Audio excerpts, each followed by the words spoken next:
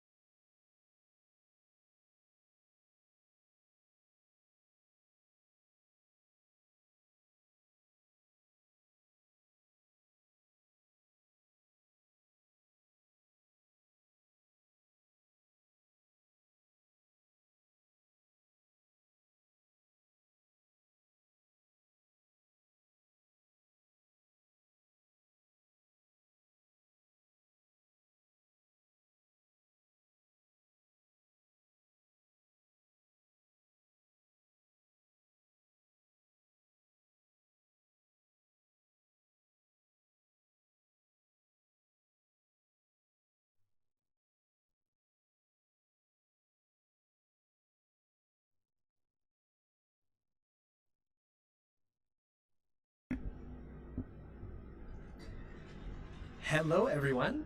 I'm Brennan Foo from Mosaic. I'm Mitch. Thanks for tuning in tonight to join us for this unboxing and conversation about palette and Canvas Hub and Canvas and everything. This should be fun. Definitely. Thank you so much for tuning in.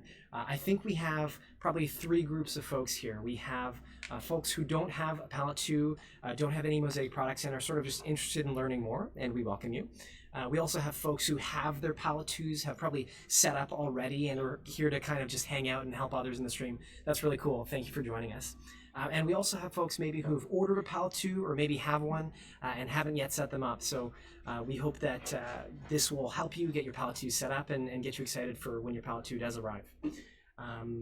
Before we get started, just trying to sort of set the scene here, we're going to try and keep this pretty relaxed. We're going to try and go through everything at a relatively slow pace so that if you want to set up and follow along with us as we get set up with our Palette 2s, you can do so. We'll try and keep it slow, and we'll have lots of folks from the Mosaic team in the chat to answer your questions. If you get stuck on a particular part, feel free to pause the stream, and you can ask questions. We'll send you links and try and help you out. And I think you should be able to, when you return to the stream, there's a little gear in the bottom right corner on YouTube. You should be able to click it, and there's an option to set the speed a little bit higher.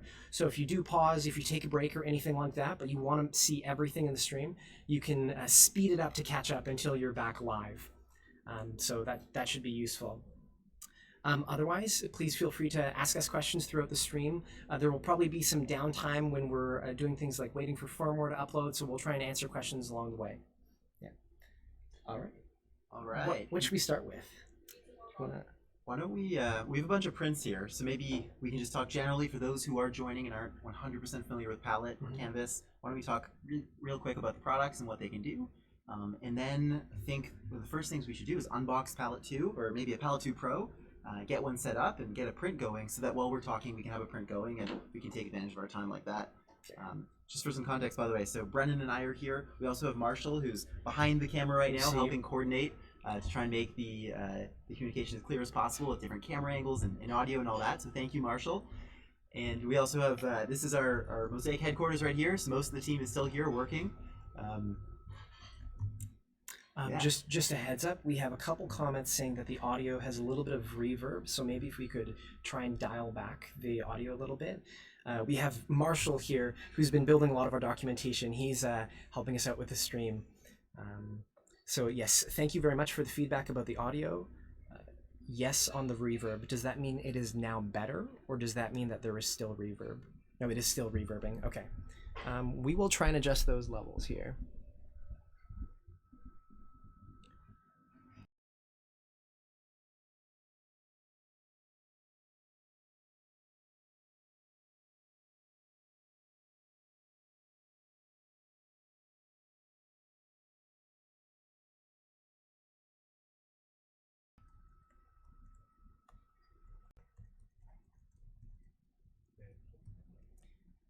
Okay, everyone's much better now.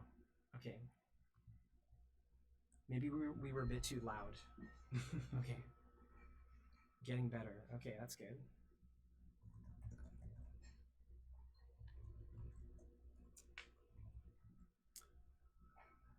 Derek says it's better now. Okay, great. Awesome. Okay, so we'll jump into looking at some prints. A real quick background on what Mosaic is and what our products are in case you're just joining in and are new to what we do. So as you're probably familiar, almost all 3D printers in the market will print with a single filament to create single color products. What we've been working on at Mosaic is creating an ecosystem of products that allow you to create more valuable content on your printer, mostly by allowing you to print in different colors and different materials with a really nice workflow. So what we're going to show you today are 4 products.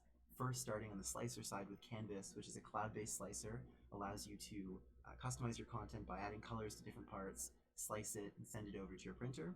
We have Canvas Hub, which helps bring your printer online and helps Canvas communicate to your printer, and Palette.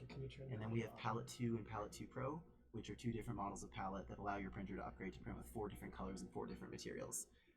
So as we start off here, we have some prints that have been done in the office recently using Palette 2, Palette 2 Pro, Canvas, and Canvas Hub. We wanted to sort of show you a bit of the state of the art of what we're able to pull off, and before jumping into a demo. So I think we have a camera over here that we can cut to be able to show some close-ups of parts. Sure. Okay. So we've got, if I'm not mistaken, I think this is the Linux Penguin, and it has just beautiful print quality on this one. You can see the light reflect off of all the different angles there. Very cool print. We've also been experimenting with flexibles. So this is from the GIF on the Facebook post where we showed this is the globe, and you can see the whole thing is TPU here. We're squishing in here. We've been doing quite a bit of TPU printing. This is a little baby clownfish, like a Nemo. This is also a TPU. You can see its forehead sort of bend in when I push here. Here we have a medical model where it was really intricate to print. There was no large surface to be on the print bed. And so it was really important to use a water-soluble material to support the geometry as it was printing. So this is an example of PLA and a water-soluble filament.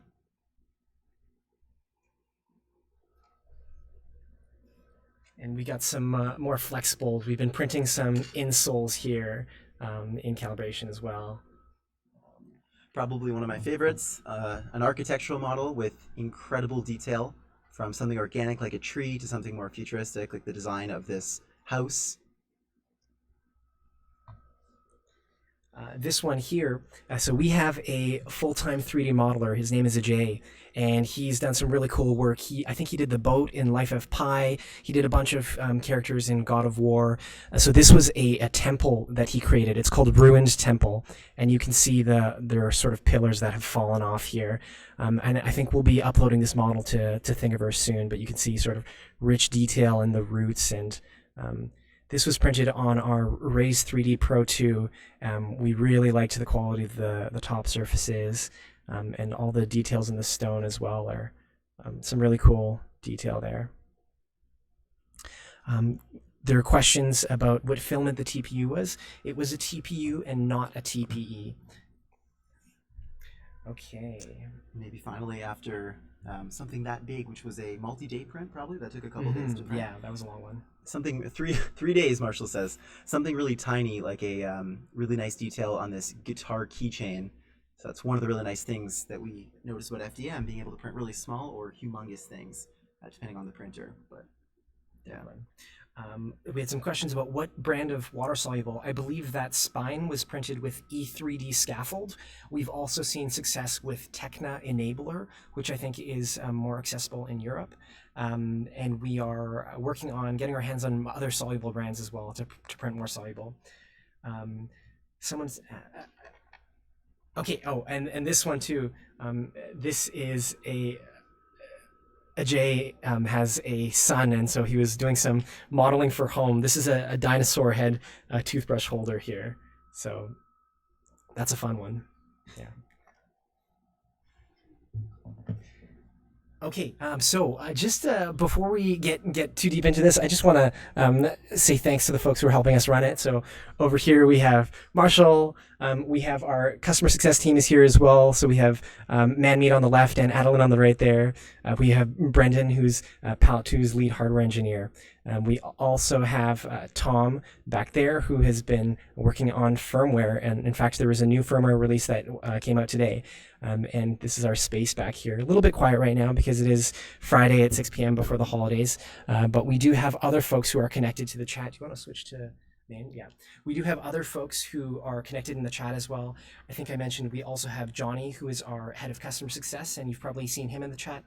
We also have Derek and Chris, who are Mosaic's other co-founders. So Chris is Mosaic's COO, and he's been involved in every aspect of the business, so he can definitely help answer your palette questions and Canvas questions. And Derek, who is our CTO, who has also been involved in everything, and in particular runs the software team. So he's a great person to ask our Canvas questions to. Okay. Great. Okay, so I guess as the next step, we will jump into unboxing a Palette 2 Pro, and we'll get it set up. One thing to lay out, so there's going to be two different flows that we go over tonight. One will be starting in Canvas and then setting up a Palette 2 Pro in Accessory Mode. This means that you are not connecting your palette to a Canvas hub and therefore to your 3D printer. We're running it in Accessory Mode. And then there will be the flow to run it in a connected mode, where you do connect to a Canvas hub and you connect to the printer. So because we can't do both completely in parallel, what we're going to do is we're going to start with the accessory mode. If you want to follow along, whether you're doing accessory or connected, we'll let you know the moment where those two paths will deviate. And like Brennan said before, if you want to pause, watch a couple of the videos that help explain the specific connected mode steps. And then near the end, as long as we have some time, what we do want to do is go through and start a print in connected mode, probably with a palette 2 and a Canvas hub and a different printer, just to kind of show a few different aspects of the flows. Does that make sense? All good? Sounds good here. Great. Okay, I'm going to grab the Palette 2 Pro and we can start with the unboxing. Okay, thank you for the feedback about the mic. We'll try and keep our speaking at a constant volume and at a constant distance from the mic, so that should help. Also, we have some specific questions, like can we go over the changes in the last firmware update? I think the flow of this that will be smoothest is we're going to focus first on going through what the whole process looks like, and then we'll have more of an open question section at the end. And I think that's where we can jump around a little bit more. But I think for this setup stream to be as useful as possible, we'll try and stick to the setup steps as cleanly as we can, as closely as we can. Okay, so like Mitch said, let's get started with the Palette 2 Pro unboxing.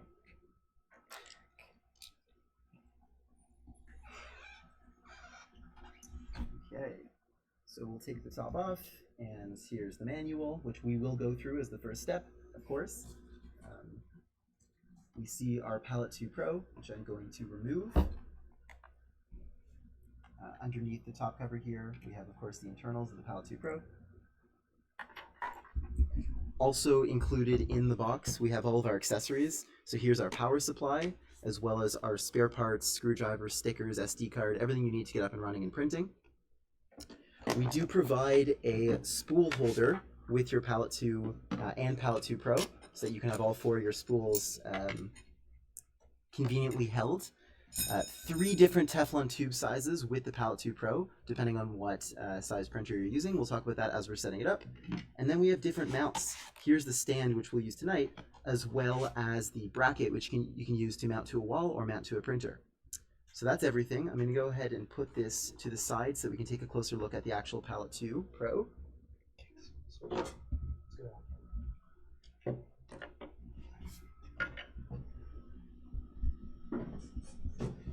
Okay, so looking through the instruction guide here to make sure we're following that.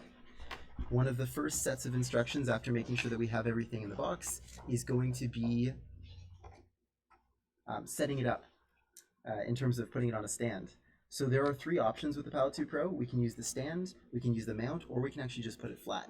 For the first print tonight, we're going to use this Prusa MK3, and for that it will make the most sense to put it on the stand. So I'm going to go ahead and do that.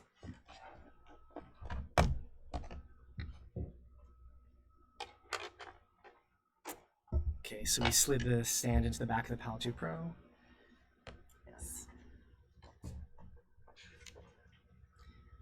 We have already assembled our spool holders as well, but if you have not yet, there's a couple holes. It has the metal rods. You can slip them in the 2 corners. You press the corners together, and then you slip the last rod on top. Awesome. Okay, so the next step in setting up the Palette 2 Pro is going to be choosing our tube. So with the Palette 2, we're going to get a small and a medium tube. And with the Palette 2 Pro, we're going to get a small, medium, and large. As a rule of thumb, you're going to want to use the smallest tube you can while making sure that your extruder is able to comfortably move to all the different parts of your printer. Depending on what type of gantry you have, that can vary. With something like this Prusa, we want to make sure that when our tube is connected, so I'll go ahead and put it in. If you look at your tube, the ends are actually different. One is a funnel going in, and one is a cone shape coming out. We're going to want to put the funneled end into the palette. That just clips in there. The more square one. Yeah. Yes, exactly. And then the pointier one will go to the printer. So to check if the length is correct, I'm going to be able to move my extruder side to side, and I see that there's a comfortable amount of tube. To be honest, we could probably use one smaller, but just for this video so that we can have a bit more flexibility with moving the palette, we're using the medium-sized tube here. After selecting the tube, we're going to need to put an extruder clip on our extruder so that this end of the tube can attach. So Palette 2 Pro and Palette 2 come with some Velcro as well as a universal extruder clip.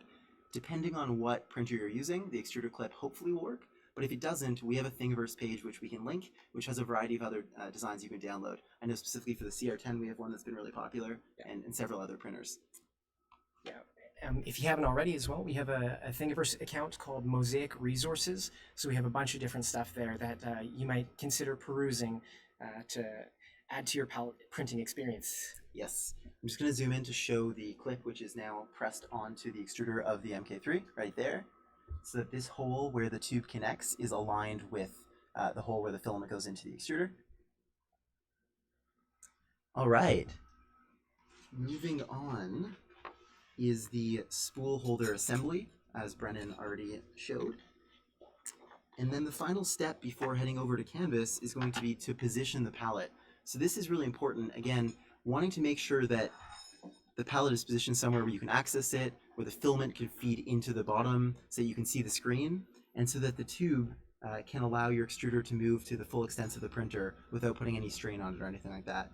Because we're using a tube that's a little bit larger than the normal one, we have a lot of flexibility here, and I'm going to put the palette right here. Also making sure that when the bed of the printer moves, that it doesn't crash into the palette. All right, so we put on our stand, we selected our tube, we put on our tube clip, we set up our spool holder, we positioned our palette. That is the physical setup of Palette 2 Pro, which is the exact same as Palette 2 in terms of setup. Which means that we are ready now to go over to canvas3d.io to create a profile for this printer and to set up our calibration print. So I think Marshall's going to be able to toggle over. If you haven't made an account yet, you can go to canvas3d.io. You can make a completely free account. And yeah, so let's walk through that. There is a guide in Canvas which will walk you through creating this. So it's a tutorial. You can launch it by clicking the person icon in the top right, and then down below it says Palette Tutorial. So let's click that, and that's going to launch us in. It's first asking us, do we have a Palette 2 Pro, a Palette 2, or a Palette Plus? And in this case, it's going to be a Palette 2 Pro. This is also a point where if you are using a Canvas hub, please feel free to check off the box that says include a Canvas hub. If you're not, then please leave it unchecked. And this is the same. If you have a Palette 2, please also follow along on this step and simply select Palette 2 instead of Palette 2 Pro. So in this case, we're going to not use the Canvas hub, and that's why we've left it unchecked. So we're going to move, we click next, and then it says Palette Firmware. So first step, turn on your palette and connect it to your computer. So we're going to make sure that we have our power supply plugged into our palette, and then we are plugging it in on the side here. We have our power switch here, so we're going to turn that on, and we're also going to plug it in to our computer. So there should be a USB cable that came with your palette, and we'll plug that into our computer. Thank you. Okay.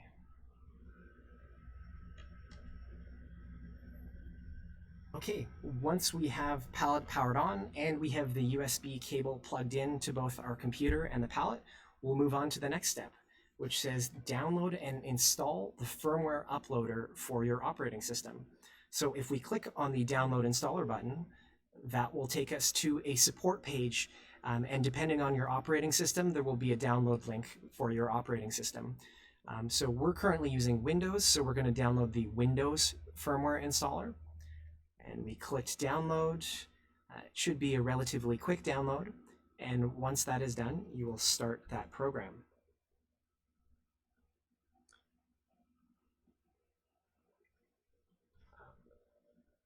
Thank you for the feedback, Ben, about our mic inputs. Did you see that? Someone says our mic inputs are doubling. If you're using OBS to make this broadcast, please make sure the onboard mic is muted. So, that might just be the reverb though, so maybe we'll just adjust our distance. Thanks. Okay, so if we have, hopefully the download has completed for you. So now we're going to run that program, the firmware installer program, the firmware updater. And so we have it here. And all right. Okay. We're plugged in. And if you hit install latest. Oh, you can't show it. Okay. Gotcha.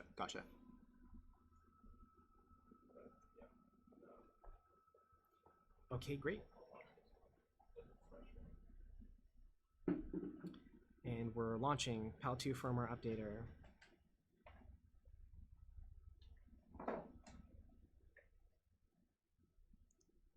And here we're installing it. So this will take some time. If you've done this before, you'll see that there are actually 3 separate firmware uploads being done. The first is the main board, the second is the screen, and the third are the graphics. Those will happen one after another. If you're following along, you can see it do that. It'll take about 5 minutes, I think, and by the end, you'll be up to date. All right. So please do let us know if you run into any issues on this. We have lots of the team in the chat here. It says video has gone black. I think that was just we temporarily were off the screen. I think it should come back real soon.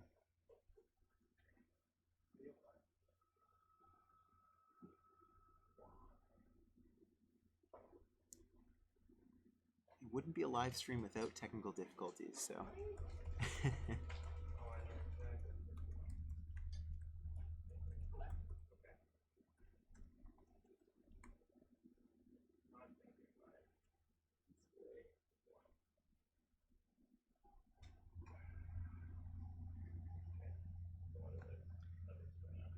Okay, well, we can, even if we can't for some reason see the firmware updater on the stream, you should have a window that says Palette 2 firmware updater, update firmware. It should say to turn on your palette and connect it to your printer, and there should be a big next button. So let's go ahead and click that button. And then there should be a button near the top that says install latest. Okay, I see people saying we're back now. Okay, that's good. So there should be a blue button near the top that says install latest. So please feel free to click that button, and you should see a status bar. Palette will turn off the screen, and you should see a status bar, and it should say 1 of 3 screen board initializing. Do not unplug or power off palette. And then it'll go 2 of 3, 3 of 3, and that is the firmware update. So we'll let that run for now. There should be a little percentage that tells you how far it is through there, and do let us know in the chat if you run into any issues. Awesome. All right, so I think we have probably about 5 minutes while that's happening. Maybe we can take this time to talk about the why of what we're about to do next, which is going to be a calibration print. For those who have done a calibration print before, you would probably remember that it looks something like this. So we had a model which was a 4-color keychain, and it was something that we were testing out. At Mosaic, we certainly like to try things, to make things better, to listen to customer feedback, and iterate. So today we're launching the next iteration of the calibration print. We think it's going to make it a lot easier for people to understand what didn't go right and make that improvement quicker. This one was a bit confusing. We'd see some people try it 15 times and it wouldn't be getting much better. We're trying to bring that so that you need to do it once and maximum twice. So we will show you what the new keychain design is. Here it is right here. It's designed to print in under an hour. It is 2 colors. We now have color on the bottom side as well. What that's going to do is help us from a diagnostic perspective understand if the loading offset was done correctly, and we'll explain what that means in a couple minutes as well when we go through the process. So what we're doing here is when your palette gets set up with your printer, we need to train your palette about how your printer extrudes. Because different printers will extrude differently. Even with the exact same slicer settings, there's a ton of variables like what filament you're using, how humid the room is, exactly how hot your extruder is, and all these variables will affect the extrusion amount of your printer. So by running this calibration print, we can train the palette about your printer's extrusion, and then palette will remember that trained value so that when you do prints in the future, whether it be a humongous dinosaur or castle, you'll be able to get really good color calibration. So this should be, again, under an hour. Should just do it once per palette printer combination. And we're going to run through that tonight so that we can get through that. Once you do it once, you don't need to do this before every print. Your printer will remember these values. So your palette will remember these values. It'll also improve over time. So we used to have a 5-star rating system. When you finished a print, it would ask you, how was your print out of 5? We recognized that that was a little bit confusing. We've moved to something much simpler. Now it is save or discard. So what that means is every time you do a print, Palette is going to collect some data about how the print went. If your print was good, as in if the color calibration looked really good and the materials were in the right spots, then you can hit save, and Palette will remember the data from that print to make it better and more relevant. If you were unhappy, maybe the print didn't stick to the bed properly or there was an issue with color calibration, you can hit discard, and that way Palette won't accept that new data, which might be bad, and set it in the wrong direction. So that way you're continually training your Palette to get better over time without having to do a keychain before every print. So that's the calibration process. Again, in a nutshell, we're doing it to train your Palette, and there's a new model which we'll show you, and is now available when you download it through Canvas, or if you go to our Thingiverse, you should only be able to find this new model. How are we looking here? If we look at the screen, okay, so we see on Marshall's screen, I see that the stream isn't able to show this window on his computer specifically, but we're on the third process, which is updating the graphics, and we're at 33%, so that's just chugging along. I see a comment from RM that says, glad the 5-star rating system is replaced. So, and yes. JDCAMC says, I like that idea as well. Okay, so we do know that this was also a point of frustration, this firmware uploader. The team's been working as hard as we can to make it as reliable as possible. One thing that's been challenging is the multitude of different operating systems and sort of inputs that are being fed, and number of drivers and different computers. We're trying to one by one tackle all these bugs and make it as reliable as possible. I've done, I think this is my 9th in a row successful, so I think we're definitely moving in the right direction, but really apologize for the frustration. I know that you get a new product, you want to be up and running as fast as possible, and when the firmware doesn't get on, that can be really frustrating. So hope that we moved far in the right direction there. And if you do have trouble, you're not alone. We have support articles that should walk you through a step-by-step of how to get back. And if you do run into, if it's not helping, please just reach out. We have a team who is always there to help. We would much rather save you a few hours of poking around if we could in a couple minutes tell you exactly what to do. So we're always there. Please reach out, and that's part of why we're doing this actually. So Definitely. all right, 70%. All right. Did you want to talk about the tower and? I do. Maybe as we're printing, it'll be a little bit more in context. Okay. Okay. All right. Someone asked, is the new so this new keychain model, is it on Thingiverse? Yes, it is, and I think someone from the Mosaic team has shared it in the chat. It is also on our Mosaic Manufacturing Thingiverse page as well.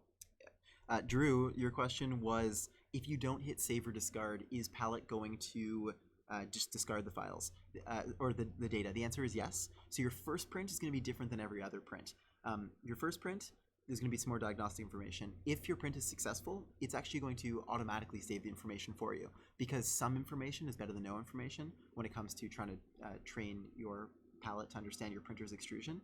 Every time in the future, though, if you just, let's say, turned off your Palette, it would not save it, so you don't have to worry. We're going to err on the side of caution, which is assuming that unless you as a user say that the information is good or the training data is good, we won't accept it. Okay. We can see here that on Marshall's computer, the firmware update is complete, and that is why Palette 2 Pro's screen has turned on. Also in the firmware updater, we see it says success on there, so we know that it is completed successfully. If this is your first time setting up your Palette, then you can ignore this quick next step. But if you have done calibration before and you want to kind of set things back to default, which I would highly recommend if you're about to go through the process, I just want to show you on the screen there is a reset to factory default. If we go into settings and then we hit preferences and it's a little bit hard to see with the reflection here, but reset to factory default. Yeah. Yes. And there we go. So I'm going to turn it on and off just to be safe. And now we see it's brought us back to the welcome screen. So I'm going to hit next. It says what tube length are you using? We selected the medium tube. I'm going to hit medium and finish. Now we're good to go. What we just did is we deleted any of the printer profiles which had been preset. Every time you use a different printer, Palette is going to recognize that and say, oh, this is the first one, this is printer 1. And for your next one, oh, this is printer 2, printer 3. We just, in one clean blow, sort of deleted all of those, setting the Palette back to factory defaults. Which means that now we're ready to go set up the first print. So to do that, we're going to switch over to Canvas, and we are going to kind of take you right through from scratch, creating a printer profile, and then creating this calibration print. Just want to see if there's any questions about that at this point. Someone's watching from Ecuador. That is awesome. Hey, Carlos. Are you recommending we reset the factory and redo calibration with this print? Yes. So if you are going to go through this calibration process, I don't think it would hurt. I think it would be a safer thing to do to reset factory calibration. Unless you've already set this up with a ton of printers and don't want to delete that data, that's okay. But if you are just sort of want to have a clean start, then by all means reset to factory default, and then at least you know everything will be zeroed and we can start and do this together.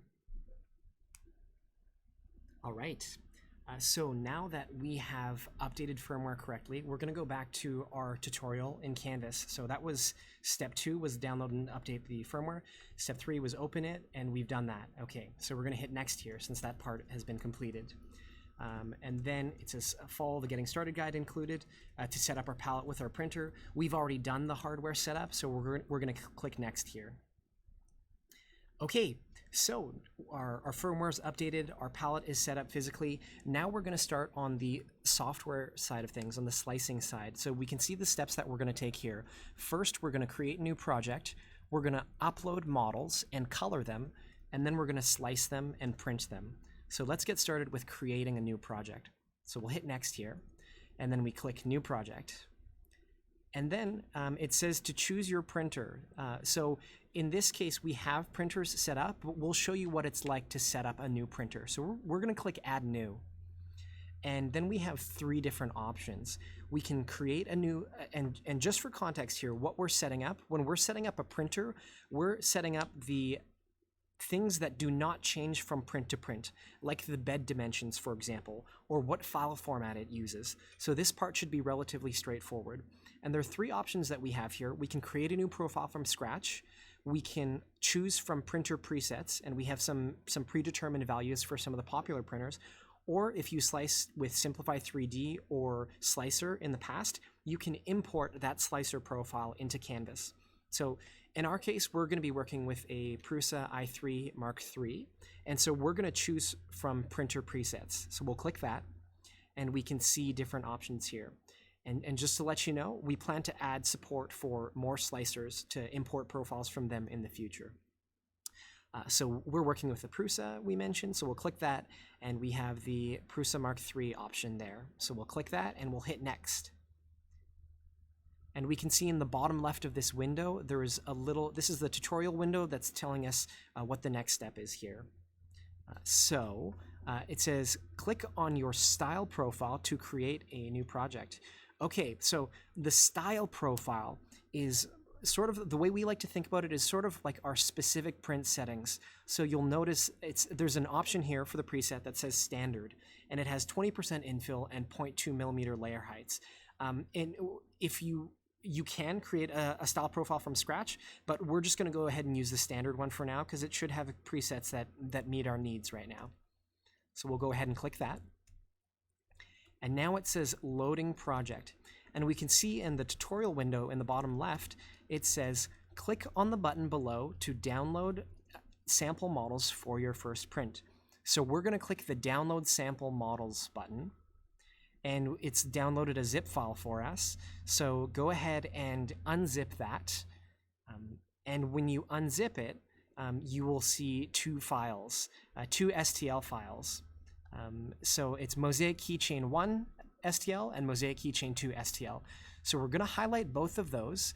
And then when you look at Canvas, it says import models. If you drag the 2 models onto the right side of the screen, it will import them both together, and it will treat them as a multi-material model. So we're going to go ahead and do that now. And we see it's uploading 100%. And because we imported them together, Canvas has automatically grouped them and aligned them so that they're in the correct spot. So now in our tutorial window, it says click on the color step at the top of the screen. So we'll go ahead and click color. And we know that we have 2 models. So if we look at the object browser on the right side of the screen, we can click the models, and that will show us what they are. So now we're going to take the red circle, and we're going to drag it onto our model. And we see there it sort of lights up to show us the different models.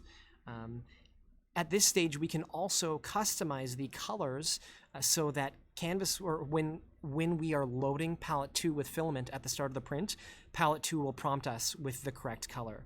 So what colors are we using in this case? Light green and silver. Okay, so we're printing with a light green and silver. We're just going to pick green and gray because those are going to be close enough. So we'll pick green here and gray for the second one. And then in the bottom left, it says slicing your models. To begin slicing, click on the preview step at the top of the screen. Before we do that, we'll take a quick peek at the settings. We're not going to need to change anything here, but we'll just click this. This is where you can change anything of your print settings if you want to. Actually, maybe want to add there, would recommend not changing things. Specifically, this model has been designed with a lot of consideration in mind to make it a really good calibration print. So please don't scale it, so don't make it any smaller. If it's smaller, there won't be enough filament in the print for us to get the number of checkpoints that we need. Also, the transitions by default will be somewhere between 110 millimeters, 130. Please keep that where it is, again, because we want to make sure the right amount of filament is used. We'd also recommend keeping your infill above 15%. Maybe not too high, something representative of what you will do during your prints. We do want this calibration to print, again, to be reasonably representative of what your normal prints will be. Okay, great. So we're going to keep all of the stock settings that were in this style profile, and following along with the tutorial, we're going to hit preview to slice the model. So we got an error here that says canvas3d.io says internal server error. We're going to click OK here. I think this is an error that's popped up recently. I think part of it is due to a high volume of traffic, so we're working on fixing that error. But if you run into this error, one thing you can do is you can click settings and then click preview again, and that will reslice it. So if you get that error, we can do it a couple times. Normally after a couple times it should work smoothly. So here we see, we ran into the error a couple times, and then on our third time of clicking preview, it looks like it has sliced correctly. So again, apologies for the inconvenience, but it should be a matter of simply clicking preview again. There's also a button in the bottom right that says slice. You could also click that instead. But yeah, that's something we're working on for sure. So we clicked preview and now it's slicing, and on the left side we can see a print summary where we have the size of the model, the estimated time, we have how much filament is being used from each drive, and we can see here that the slicing has finished. And we can see that our model's there. We can use our left mouse button and click to drag so we can see what the top and the bottom of the model looks like. So Marshall, why don't we click on there and sort of spin the model around a little bit just so we can see what it looks like. Okay. And now we're paying attention to the tutorial window in the bottom left. It says click on download to save files for your printer and palette. So if you are using a Canvas hub, it will actually, there will be an additional button that says send to Canvas. So send to Canvas Hub, actually. So if you're using a Canvas Hub and you've set it up, please feel free to click that. But we're working in accessory mode right now, so we're going to hit download. So because we're not using a Canvas Hub, we will be given two files. One will be for the printer and one will be for the palette. So after we hit download, it says here, okay, we've sliced it. The next step is to print the model. So we're going to hit next, and it will give us instructions. It says place the downloaded MAF file or Mosaic accessory file onto the included SD card and insert it into your palette. So that MAF file, that's going to be in the zip file that we downloaded. So we are going to extract that zip file, and we'll find our MAF file, and we will load the MAF file onto the SD card that came with our Palette 2 or Palette 2 Pro. Okay, so we're going to switch over here. Yeah, so we're getting our SD cards. Mitch is going around to Marshall's computer, and he's going to load the MAF file onto the SD card there. And once we have done that, we'll give them a moment to do that. Now, if you're using a Canvas Hub in connected mode, then there will only be one file. It'll be a .mcf file or Mosaic connected file, and then your print extension. So it might be .mcf.gcode. So we now have the MAF file on our SD card on our palette. So we're going to load that here, and we're going to put the SD card into the Palette 2. Okay. Now that we've done that, we'll go back to Canvas. And Mitch just reset the Palette 2 Pro there. Okay, we've now gone back to Canvas, and okay, it said to place the SD card onto our palette. We've done that, so we're going to hit Next here. And it also said the G-code file should be placed on your printer as usual. So yeah, with however you normally start a print with your printer, you'll get the G-code file that was in that zip file, and you'll place it on there, and you'll get ready to start that print. Okay. All right, so now we're going to turn over to Palette is going to guide us through this first calibration print. So to kick this off, I'm going to hit Start Print on the Palette screen. By default, it's actually going to Canvas here to look for something, but I want to go over to the SD card, so I'm hitting SD card. The files are loading, and I'm going to look for the Mosaic keychain,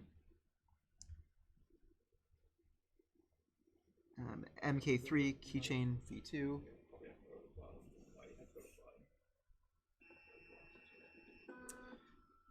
Okay, so it says, this is the first time you've used this printer with your Palette 2. The process to start a print will be a little different this time as we calibrate your printer. Next, remove tube and pull out filament. So that's just in case I had any filament in this buffer or anything, I could remove my tube, check that there's nothing here, and put it back. Finish.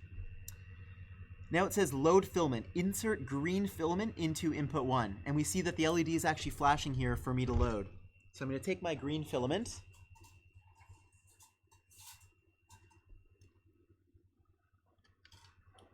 and I will load it.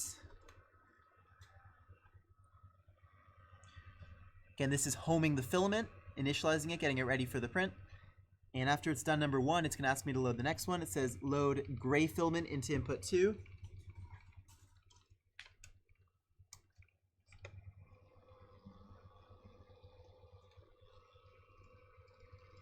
Palette knows that this print only needs these 2 filaments, so now that those are done, it's moving on and it's going to start making filament. So now the screen says, heat your printer's extruder.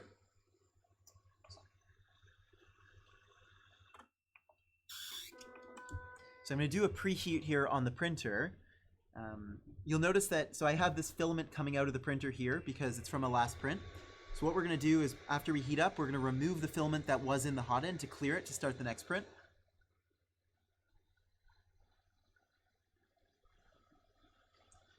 So it'll just take a minute here while the printer heats up. We can see the filament moving through Palette now. This area here is the Splice Core, or the Splice Core Pro, if you have a Palette 2 Pro, and it's going to be heating to melt the filament together.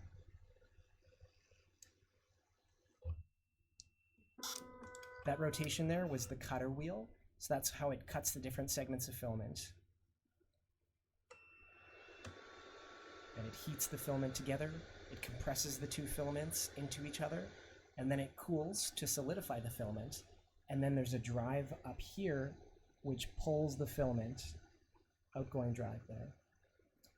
So then it will travel through the buffer around here, down here, and we can see the green filament here. It's starting to push out here. And this area is called the scroll wheel. It is a high-precision rotary encoder, which means that as filament passes it, it will spin, and it will track how much filament the printer is consuming. Okay, so the printer is heated up, so I'm going to hit Next. Now it says load a piece of clear or lightly colored filament into your printer to clear out the nozzle. I want to say right off the bat, this step, what we're about to do right now, is incredibly important. So please be patient when you're doing it, because your accuracy here is going to have a really big impact on calibration for your print. You don't have to get it perfect, but it's good to get it as close as you can, because this is the one time that we're going to set it for this palette. What we're effectively doing is setting what we call our loading offset. That is telling Palette how far away the nozzle is, the tip of the nozzle is from the palette itself. And the way that we're going to do that is we're going to feed a clear filament into the nozzle. We're going to load filament through, and as soon as we see the color change, so in our case, as soon as we see any green at all, we're going to hit stop right away. And then on Palette, we're going to say, okay, next, telling it that we set the loading offset. So going over to the printer here, we're going to load clear filament in. If you don't have clear, then white would be ideal.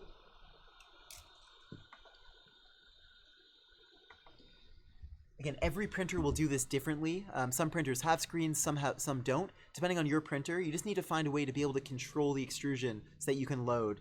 In the case of this printer, on the screen, I hit load filament, because in this case, I just want to purge through the clear to get rid of any color that was in the hot end. Again, because this is a really important step, I want to give myself the best chance I can to make a really accurate loading offset. And the easiest way to do that is to get clear filament in so that I can clearly see the color change. We recognize this is a new process. This is not something that you would do in a normal print. So definitely worth taking the time to get it right. And we do want to focus on it, especially in this live stream. Okay, so the clear has been purged. I've gotten all the existing color out of my nozzle. So the next step will be to remove the clear, and then I'll follow the steps on the printer's screen. Sorry, on palette screen.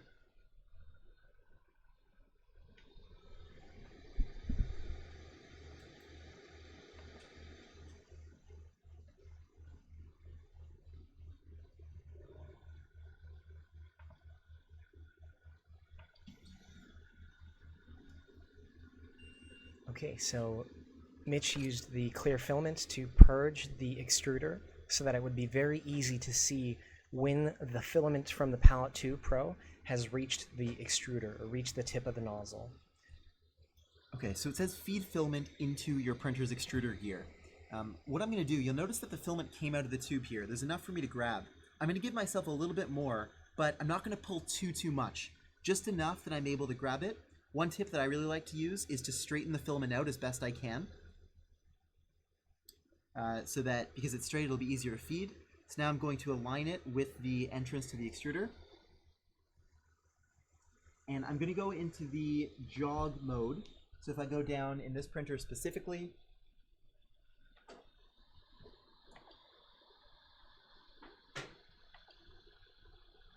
and I got an error because the nozzle is not heated.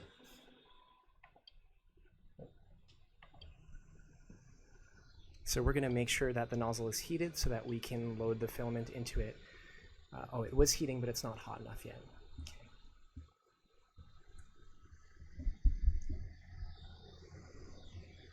So there's kind of a couple things happening here at the same time. We need to first get the filament loaded into our extruder, and then before it gets to the very end of the nozzle, we have to make sure that our filament tube is clipped into that extruder clip. And so again, patience definitely appreciated here. It's a one-time thing, but certainly worth doing slow and steady to make sure that we get it right. Okay.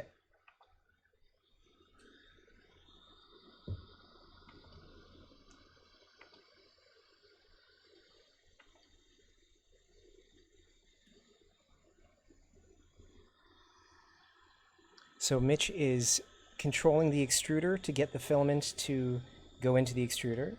And we can see now that it has successfully grabbed onto the filament. So Mitch is going to take the tube and he inserted it into the extruder clip so that the tube is now secure to the extruder. So now going back to the screen, it says feed filament into your printer's extruder gear. So we did that. Next, clip guide tube into extruder. We just did that. Next.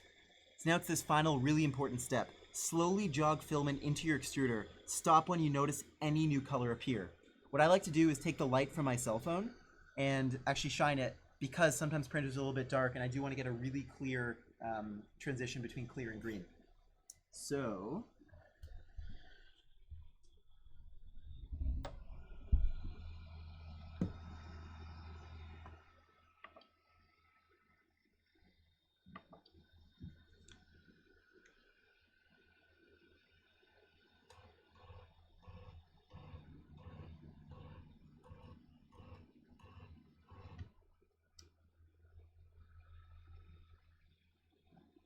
there we go. We can see the green just came out there, which means that I hit stop on the printer. It might have been a little bit hard to see there. So basically, when we push the green filament through the nozzle, first we saw all the clear filament come out, and then the second we saw a tiny bit of green. That's when we stopped. Yep, any hint of green whatsoever, because that means that the green arrived at the nozzle. So just for full clarity there, you don't need to wait until it's completely green.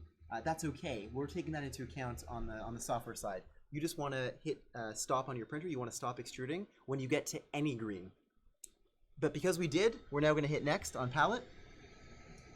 And now it says, we've now calibrated your printer. We will use this to help with loading for future prints. So we have now calibrated the loading offset. That is one of the two most important calibration parameters for palette. So we've done that. We're going to hit next. And then it says, start your print. And there's a tutorial which I can optionally see next time. And finish. So now palette's completely ready. The filament is loaded. It's loaded all the way up to the extruder. We've gotten it to the right point. We've set our loading offset. Now we're going to let palette and the printer take it away and take over. So going over to the printer, I'm going to find that file, the exact same file that Marshall made and then we put on the SD cards, and print it. You'll want to be careful when you're making files that you label them clearly. I've definitely made the mistake before where I've mixed them up because the file for palette had a slightly different name convention. So always good to be safe there, because if you're going to start the print, you might as well be using the right files. So going over to the Prusa.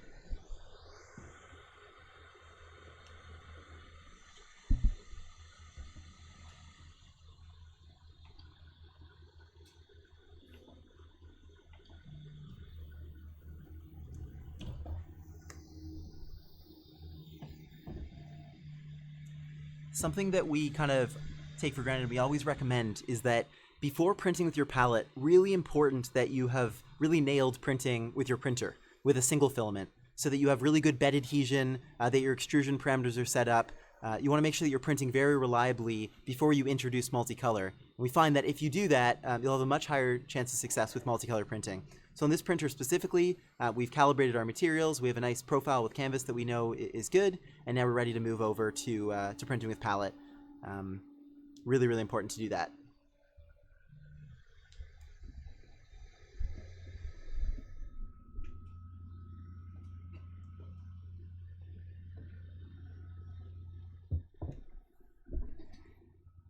Okay, let's take a quick pause here, and I think now would be a good time to answer some questions, perhaps related to this process. So we had someone ask, what's the recommended layer height for calibration?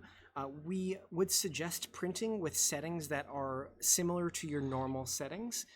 So in general, we'd probably suggest 0.2 millimeters, but if you're always printing with 0.15 or 0.3, feel free to change the layer height to that as well.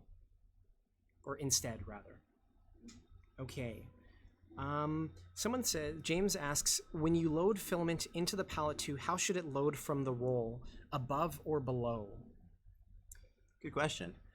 I think it kind of depends on your configuration. You do want the least resistance.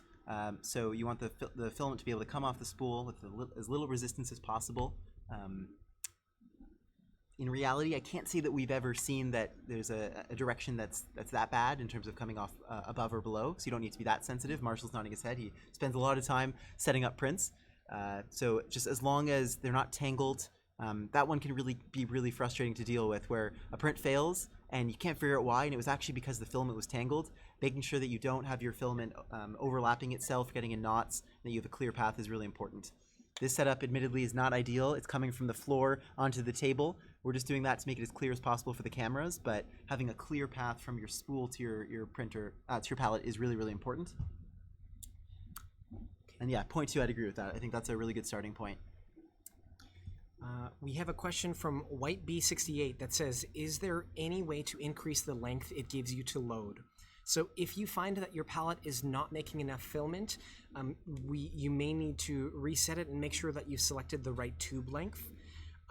Or if the filament has reached the outside of the tube and you're saying there's not enough, if you slowly pull on it, palette will make more filament, and so that should give you enough to feed into your extruder. Trying to look here to see if there are other questions related to everything we've gone through so far. Someone asked, can you use cleaning filament instead of white filament? Would it work the same way? Yes, you can. Basically what we're trying to do when we cleared the nozzle with the clear filament was The goal was so that when the filament from palette 2 goes through the nozzle, that we can see very clearly when the filament has actually reached the tip of the nozzle. So if you want to use a cleaning sort of filament, as long as it's a different color from whatever filament you're going to be printing with, and there's a high contrast between the two, that will let you see the filament clearly when it has loaded. So that should be fine. Let's see. I think those are most of the questions related to calibration and loading so far. So I think we're okay to move on. Okay. Again, like we said, we are moving into this new calibration process with this keychain. There's one really important feature that can sort of show you really well in this first layer. So I think we showed you on the bottom now, we do have this transition, which means that our tower is going to also have a transition on the first layer. So this is the process that we would recommend when you're doing your calibration print. You'll follow the instructions that we just showed you. You'll set up in a canvas or your slicer with Chroma. You will get the files onto your palette and your printer. You'll figure out your loading offset, and then you'll start the print. Then you don't have to worry about anything. Let your print, and when it's finished, you're going to go over to your printer and you're going to take a look at what happened. The first thing I want you to look at is going to be the tower. What we are looking for is to have a transition from the first color to the second color that happens at roughly 30% through the tower. This is what 30% looks like, in contrast to this one, which was 50%. As I saw someone asking in the chat, the ideal transition target is 30%, and that'll scale based on, of course, how large your transition is. So if it was 10 centimeters, that transition would be happening at 3 centimeters, 30% the way through. If this happens at 30 centimeters, that is confirmation that we set our loading offset correctly. If, for example, you see it happen on the bottom of your tower at 50% through, that tells us that our loading offset was not set correctly. Specifically, the transition was done too early, which I will admit is much more rare. What is more likely to happen is that you set it too late. So your second color is coming through your hot end, and then you don't hit pause fast enough, and you let a couple centimeters too much of filament go through. This is what the bottom of your tower is going to look like. The transition won't be on the tower. It will have already happened off of the tower. And what your part will look like, might look like, is this. So you can see that the green on the outside has this gray in it, and the gray on the inside has green, whereas this is what a good calibrated bottom layer would look like. So really what this means is that we're using the first layer of our print as a diagnostic tool to tell us specifically if our loading offset was done correctly. If it was, then the bottom of your tower will look like this, and you'll be completely good to go. If it wasn't, we have an article which will help walk you through basically what I just explained there. You'll look at what your tower did, what your print did, and then you'll be able to figure out what might have gone wrong and going back. Usually, just redoing loading offset will solve the problem. And again, this is completely new to most people, so if it takes you a couple tries, certainly took me a bunch of times until started doing it a bunch. So certainly worth getting it right. And if you have any specific questions, we're again always here to help with that. One other thing that you will see from your print, I don't have a good example here, but we can see that with this print, the top layer there is, it's a top solid layer. It looks pretty good. If your top did not finish, so you can see that the top layers are not complete, you still see your infill. The reason that likely happened is because you're using a Bowden printer and your Bowden length was not set to be long enough. Easy mistake, really easy to fix though. In Chroma or in Canvas, you will just make your Bowden length longer based on the type of printer you're using. And what that will do is it'll add extra filament in the end of your print so that there's enough filament for the drive gear of your printer to push it through the nozzle. Usually not a problem with direct drive printers, more likely with Bowden printers like a CR10, an Artemis, an Atom, something like that. So I'll take a pause there. Actually, before we pause, one more thing that is different about this new calibration process versus the old one. You don't need to worry too much about looking at your print and trying to figure out if the color doesn't look good, why it happened. With this new print, the color will usually look good. And that's because we're letting Palette do the work. Palette is going to pick up pings during the print. Those pings are checkpoints in the print, and it's going to use those to get trained on the extrusion of your print. That is really the only goal. So if Palette is able to pick those up, it will complete the print successfully. If it does not pick those up, this is also new in the new firmware, Palette will give you a warning. It'll come up and it'll say, error, no pings detected. If no pings were detected, then we'll send you to an article which will help explain what the reasons might be and help get to the bottom of it as fast as possible. It could be that the model was shrunk and wasn't sliced at the full size. It could be that calibration needs to be run for steps per count on the pallet. It could be that the tube wasn't clipped into the extruder. There's a variety of things. The article will try and get you to the bottom of that as fast as possible. So you don't need to worry too much anymore about looking at your print. It should always look good like this, unless you have the issue where the tower wasn't at 30% or where the top wasn't complete. And this should avoid a lot of confusion. So we'll take a pause there, because I know that was a lot of information. Are there some questions?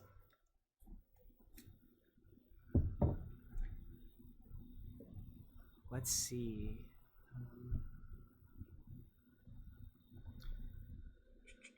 We have a question from Abhishek that asks, will there be an option in the future where we can manually increase or decrease the loading offset instead of running the calibration all over again?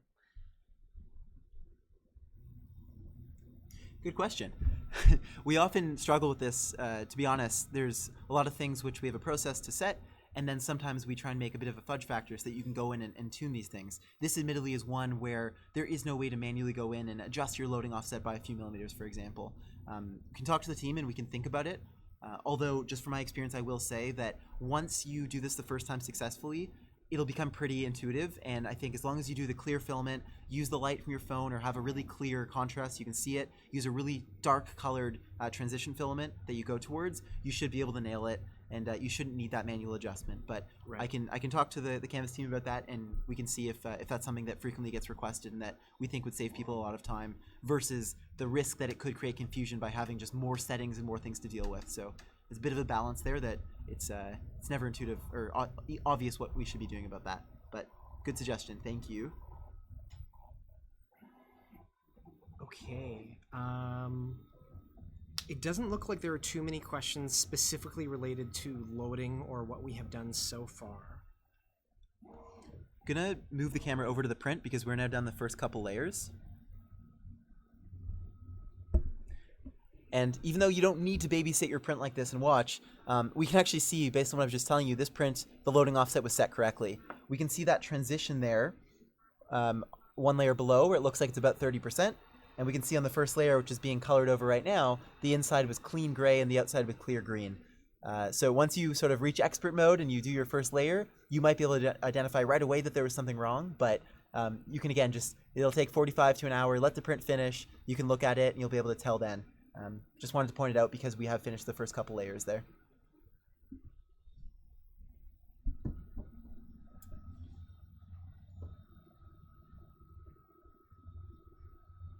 Okay. I see there are lots of questions in the chat, but we also have the Mosaic team answering many of those questions, so we don't have too many that we have to address verbally here. We have a question. No, that's not related to transitions.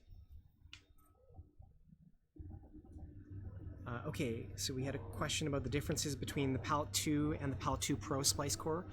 Yes, the Palette 2 Pro's Splice Core Pro is made of aluminum, which will allow a higher splicing speed. It can heat and cool a little bit faster, roughly 20% faster than a Palette 2.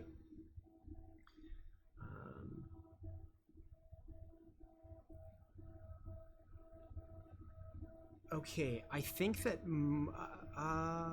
with the new calibration print, do you have to do it in accessory or connected mode? It is the same calibration print for either mode. Okay. I think those are all of the questions that pertain specifically to what we have gone through. I see there are quite a few other questions, and we'll definitely have time for those at the end of the stream. So awesome. So where does that leave us? Should we jump over to running a print in connected mode? Yeah, let's do that. Okay, just reviewing, make sure that we've touched everything. Okay, yeah, let's now set up a Palette 2 with a Canvas Hub in connected mode.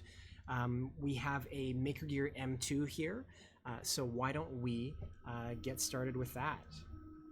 Okay. So let's go back to Canvas, and we'll click the menu button in the top left, and we're going to create a new project. So because we have a Canvas profile and we've created things, there are things here already. But if you start from scratch with us and click New Project here, that will be fine as well. In this case, we're also, although we already have a MakerGear M2 profile, we're going to create a new one because other folks might not have them. So let's click Add New here. We've gone through this step before, so we'll go a little bit quicker here. We're going to choose from a printer preset. In this case, we have one for MakerGear here, and there's the MakerGear M2. So we'll click Next here. And in this case, we'll also use the standard printing settings. So we'll go with standard there. Actually, one thing we're going to check is when you hover over the icon here on this page, you can see there's a little pencil button or an edit button and printer and palette. We can take a quick peek in there. Let's click printer. Okay, so here's a place where we can rename our printer. We can choose an icon that is representative of our printer. Okay. We'll hit next here. There are other settings we can configure like Bowden tube length, the number of extruders, the nozzle diameter, the shape of the bed. We have G-code start and end sequences. Okay, so we'll hit save there. And then if we hover over the same spot, there's an option to hit edit palette. So if we click that button, it says what mode are we using. So if we click that drop down, there's accessory or connected mode. So if you have a palette 2 and you're using it in accessory mode, and then you get a canvas hub because you want to use it in connected mode, this is where you can change that. So we're using a canvas hub, so we're going to select connected mode, and then we're going to hit save. Okay, so now we're going to click standard and use that profile. And actually, before we do that, why don't we, if we can go back, or let's hit the X mark here, close this window, and we're going to open the tutorial again. That's where we should have started. So yeah, we'll go to Palette 2 tutorial. This is where we should have started. We'll click, in this case, we're using a Palette 2 and a Canvas Hub. This will basically take us to the same spot that we were at. But it'll prompt us to do the same things. We think that most people will probably have followed along with us on updating firmware, so we're going to go quickly through this part. We've done the steps, we've installed it, we've uploaded the firmware, we have our getting started guide. We're going to click next here, and this is where it explains to us how to set up our Canvas Hub. So what that will do is when you unbox your Canvas Hub, we're not going to watch this video right now. We assume that most folks have already set up their Canvas Hubs. If you haven't, please feel free to click this article link right under the video in a new tab. You can also ask questions in the chat. Basically, what it will ask us to do is connect our Canvas Hub to our Wi-Fi network, and it will ask us to update our Canvas Hub firmware. There are a couple plugins that we'd update. First, you would update the Palette 2 plugin, and then you would update the rest of them. You will also connect your Canvas account to your Canvas Hub. And once you do that, after you slice something in Canvas, there will be a button that appears where you can simply send your prints directly to your Canvas Hub. So you don't have to worry about SD cards or transferring files or anything like that. It'll all be done over Wi-Fi, which is nice. So again, if you haven't done that yet, feel free to pause, perhaps watch that video, and you can speed up to catch up with us afterward. But I think most people have probably already done this step. So we're going to click next here. And you'll see the steps are very similar to the steps from Accessory Mode. We create new project, we upload and color our models, we slice the models, and then the one step that is different is the printing, or how we send it to our printer. So we're going to go through these steps relatively quickly. We're going to click next here. Our tutorial window is now on the bottom left, and it says create new project. We've already done that step actually. So what we're going to show you here is how to import models from this page. So in the top left of the screen, there's an option that says multi-material. We're going to click on that, and then we're going to navigate to our keychain files. And you can't see right now Marshall is navigating in a file browser to his Mosaic keychain folder. So he's now selected both of those STLs, and he's going to hit open or OK. And that's going to pull them into Canvas. And because we clicked the multi-material button, it has grouped them together, and you can see that in the object browser on the right side of the screen, it says group there, and we have both keychain files there. So this will be the same step as we did before. In the bottom left, we see the tutorial is queuing us, and it says click on the color step. We'll do that. We'll do the same thing that we did before, so let's take a look. What filaments do we have here?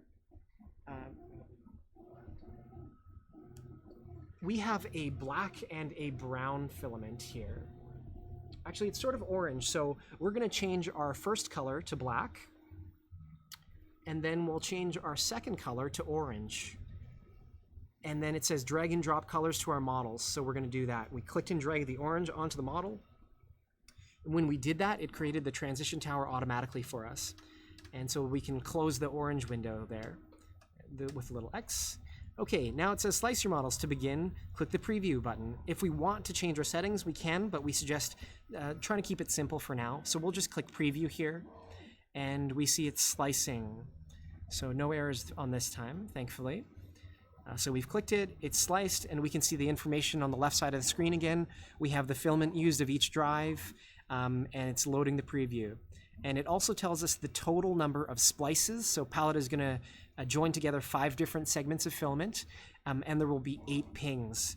Those pings are the checkpoints throughout the print, where the printer says, hey Palette, I'm at halfway through the print. I'm at this percentage of the way through the print. I should have used this much filament. And that's how Palette can continue to adjust. So we see here the slicing is finished.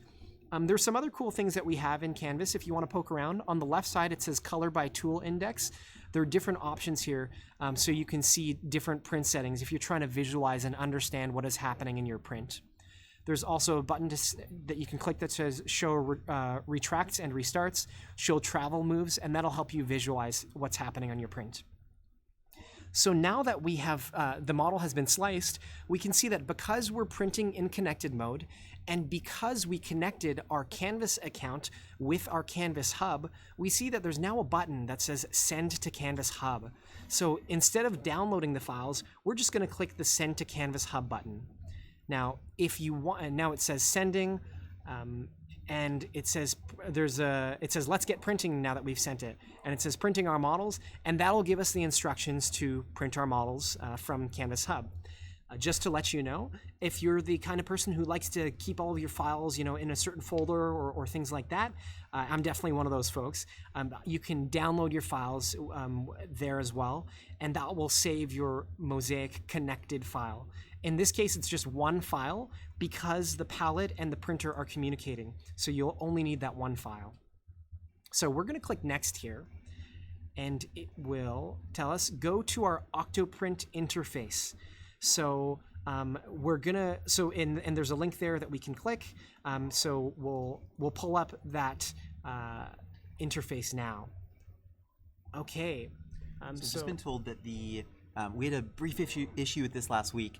The Canvas Hub uses a server specifically to operate the Canvas Hub, and it seems to be down right at this moment, because that would happen when you're doing a live stream. So we'll roll with this one. The team is working to get it back up. Yeah. But it seems to be up for Marshall, so yeah. If it works, it works. One of the things you can do as well, if there seems to be an issue with the server that sends files from Canvas to the Canvas Hub, you can just click the download button here, and that will give you a zip file. It's zipped for compression to help on data and speeds. And so if you extract that file, you'll find your Mosaic connected file. The file extension will probably be something like, right now our file name is mosaic keychain.mcf, Mosaic connected file, and this printer uses G-code, so it's .gcode afterward. And what we can do with that file is in our Canvas Hub interface, if you go to Canvas Hub and you scroll down on the bottom left, it says upload there. So we can drag and drop it and say upload locally. So we're going to drag that onto there. And we see that the file has uploaded, or it's saving right now. We'll notice too, on the list of files, there's a little palette tag next to that file, and it says uploaded a few seconds ago. That's to tell us that it's a palette print. And we can also know that because it has .mcf in the file name, Mosaic connected file. So we're going to go ahead and do we want to check on the different tabs and poke around, and we can confirm that here are the settings on the control tab.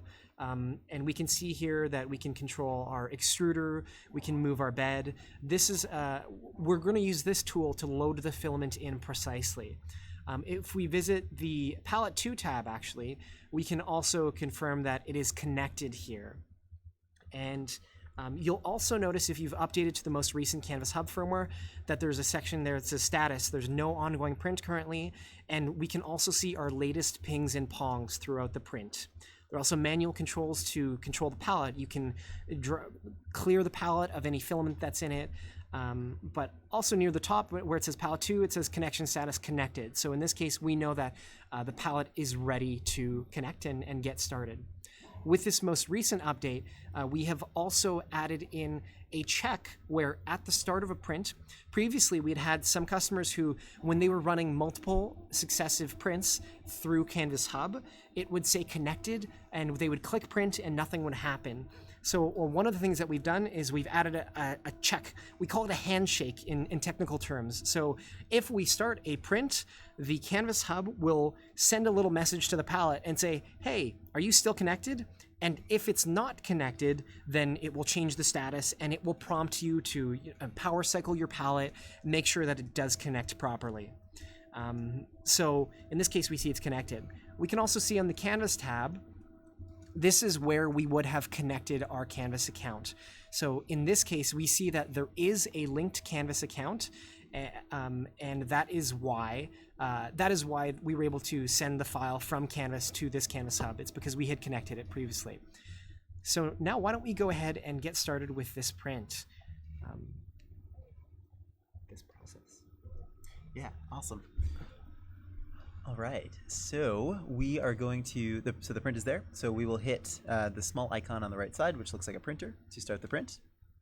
And then the team's done a really good job at sort of creating a bit of a walkthrough here to help us go through the steps to get the print up and running. Okay, so right now, I think this is a bit of a bug. It's giving us a brief warning that says the object doesn't fit on the print bed.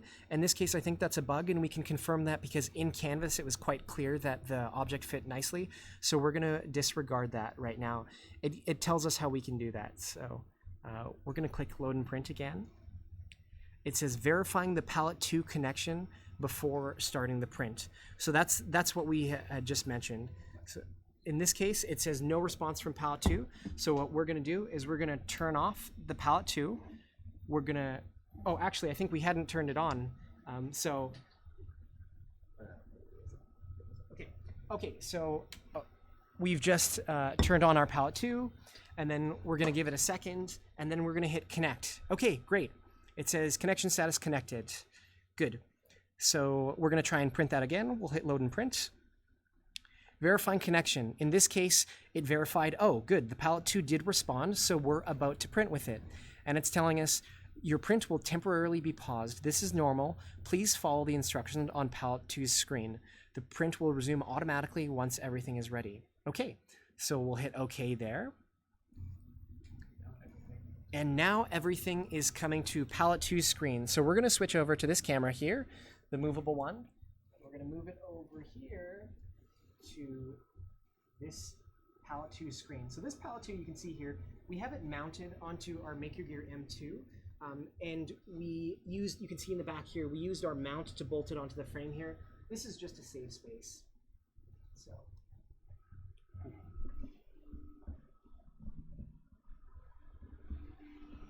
Okay, so again, Palette sees that this is the first time that we're doing this print, so it's going to walk us through a flow that's pretty similar to what we just did on the accessory experience. So it's the first time you're using it. This print will be a little bit different. Okay.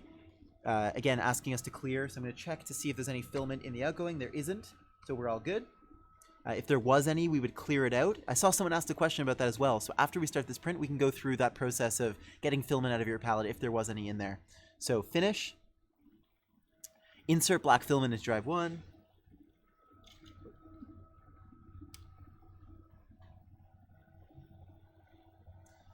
So again, the filament is loading, and when it finishes homing drive 1, it'll switch over to ask us to feed the orange. There we go.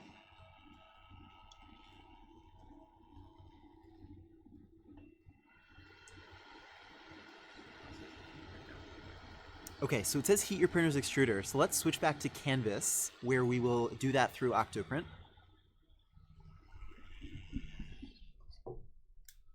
So it'll say preheat your printer. We hit OK, and then we come over to the temperature tab where we can set the tool head to something like 210, And in this case, we have a heated bed, so we can set that as well to 60. See, we're good. I just switched it back. All right. So at this point, palette is making filament, getting it ready to feed up, and then we'll do loading offset again. And at the same time, we're getting the nozzle heated up and the bed heated up.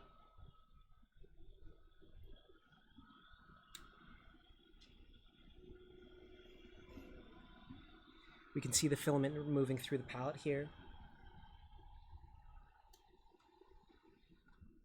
So like someone asked before, when you do loading offset, this process, you're doing the same thing whether it's a connected print or accessory print, because again, we're trying to train the palette exactly how far away the nozzle is from the palette itself. Although in the case of the Canvas Hub, we have the benefit of having the two systems connected together and connected to our interface in online through Canvas Hub, and that adds a benefit because you'll see when we load, we'll be able to see exactly how much we need to load. That's one of the benefits of using a Canvas Hub, is sort of the ability to have an online platform that controls both of them. Sort of a lot of the traditional benefits of Octoprint, the ability to control your printer, heat things up, jog, extrude, all of that. Maybe while it's making filament, a good opportunity to talk about a few of the other benefits of Canvas Hub. We talk about training our palette. I was just going to show everyone where our Canvas Hub was. We have our Canvas Hub connected here, and that is connected via USB to our palette. Over here's the USB key. Here's the cord that goes to the Canvas Hub, and there's also the cord from the Canvas Hub to the printer itself. Yeah.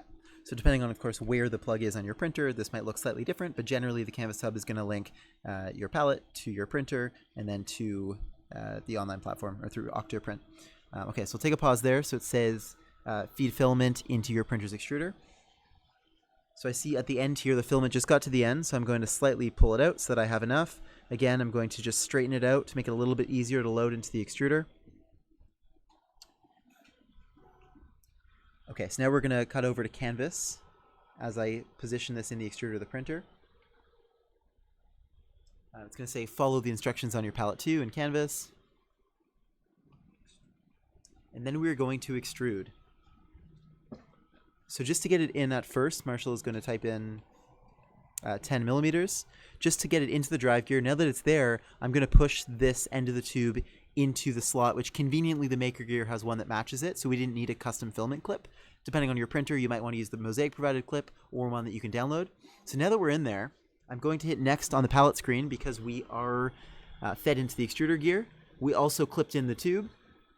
And now we're at this incredibly important step again where we're going to slowly jog the filament till we see the transition. I apologize, we didn't show the step of loading clear filament. That would have been something we should have done well before starting. Conveniently, we had already done that before. But again, the clear filament really important so that you can see the contrast from the first color in your print. In our case, black, orange, also a really strong color given the pigment of this filament. We want to see when it changes from clear to orange very clearly. So going back to Canvas here, we are now going to extrude. I know that the length from where it is right now to the bottom is probably about well over 3 centimeters. So I think if we extrude 3 centimeters, that'll be a safe amount. And then we'll go a couple millimeters at a time because it's better to be safe and and steady here. It might take a few more minutes, but at least we'll get a really good loading offset.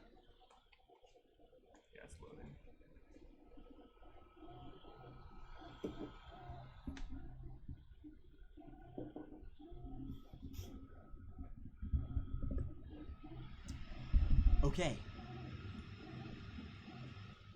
So now we'll go through the process of a couple millimeters at a time loading through the extruder until we see any bit of orange come through. I know it might not be super easy to see with this webcam. All right.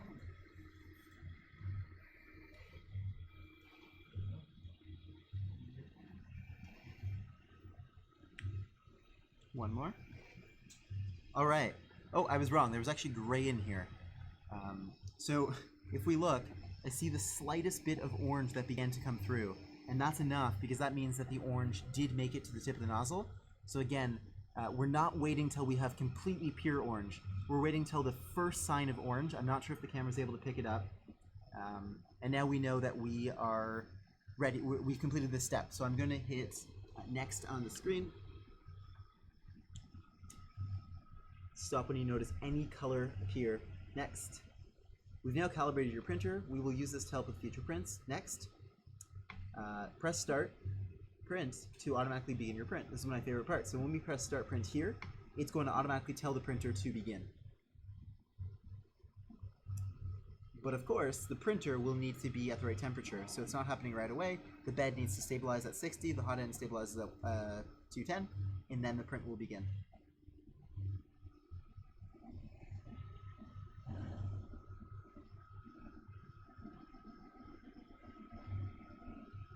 At this point during regular operation, most folks can just sort of walk away and let everything happen from here.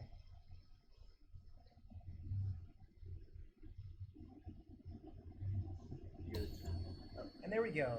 The printer has reached the right temperature, and now it's going to start the print.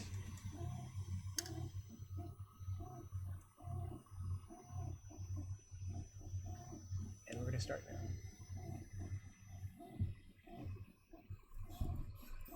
Okay, let's switch back to the main camera, please. Thank you. And that's pretty good timing because I think that our other print is almost finished. And if we take a look here with this camera, we can see that Palette 2 is telling us that the print is finished on the other printer. Print complete, time 43 minutes, 4 meters of filament, and it is done. When it says finished, that means Palette is done making filament. It doesn't necessarily mean that the print itself has finished yet. But we see here that the print is very near complete. That's just about the size of the other keychains we have printed. So we're nearing the end of that one. This is something new here. If we look at this screen, actually, new in this new version of firmware 2.02, you can see that it's telling us how many pings were picked up. So we see in this pretty short print, we had 6 pings. That's really good because I think there were only 6 pings or maybe 7. And those pings are checkpoints in the print that tell and help train Palette about the extrusion of the printer. What we did not see here is an error message that popped up and said, no pings detected. And that's because pings were detected. And like I said before, if it does pop up, no pings detected, that's okay. There's an article that will help guide you through troubleshooting to get to a point where your Palette will detect those pings. It's critical to detect those pings in order for you to successfully calibrate. So we can go ahead and wait. Don't want to touch anything. We'll just let the printer pull the rest of the filament out. You can see it's almost out of the scroll wheel here. And then I will want to go through after and show you in the menu how Palette will have created printer 1 for this first print that we did. And in there, we'll be able to see our loading offset as well as our historical modifier, which is a really special value which helps Palette remember how the extrusion of your printer is. And that would have been set from this first print. All right. So we probably have maybe 5 more minutes of filament being pulled in by the printer till it's done. And we see that the maker gear with the Palette 2 and Canvas Hub is doing the first layer here. I see that there's an accumulation of 5 or 6 questions that the team in the chat was hoping Brennan and I could tackle. So maybe we'll jump into a couple of those, and then we'll wait till the prints are finished.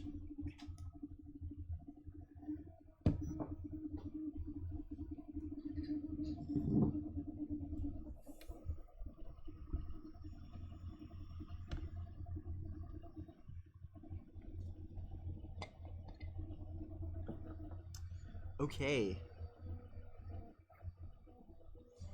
So one of the questions, and we've been compiling a list from really the past hour, a little bit over an hour now. One of them was about what's coming in this new version of firmware that came out of the known bugs, and what are some known bugs that haven't been addressed yet, and what's the timeline like to address those. So a bit of context here. It's been about a month now that people have had palettes, and thank you to the community for being incredibly supportive of each other, communicating very clearly with us. We've done as much testing as we possibly can, but now with a ton of units out there, our install base has more than doubled in the past month, which is crazy exciting. So many more people printing with color. But we've definitely discovered new bugs, and we've been working as fast as we can to address them. We've been trying to prioritize them because we can't tackle everything at once. One of the really prevalent bugs that we've been seeing is where the buffer will collapse. So you'll see that the filament is completely in the sort of smallest part of the buffer position, and then your printer can't pull filament in anymore. This is a challenging one because there's actually 3 different things which can cause this.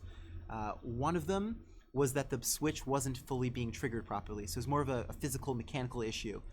In this new firmware, we have implemented what we call movement ponging, which means that when the filament is moving closer to that switch, it'll actually move so that it more gently closes the switch rather than closing onto the switch. We've had at least 5 or 6 people who have been testing that firmware for the past week, and they've had really good success.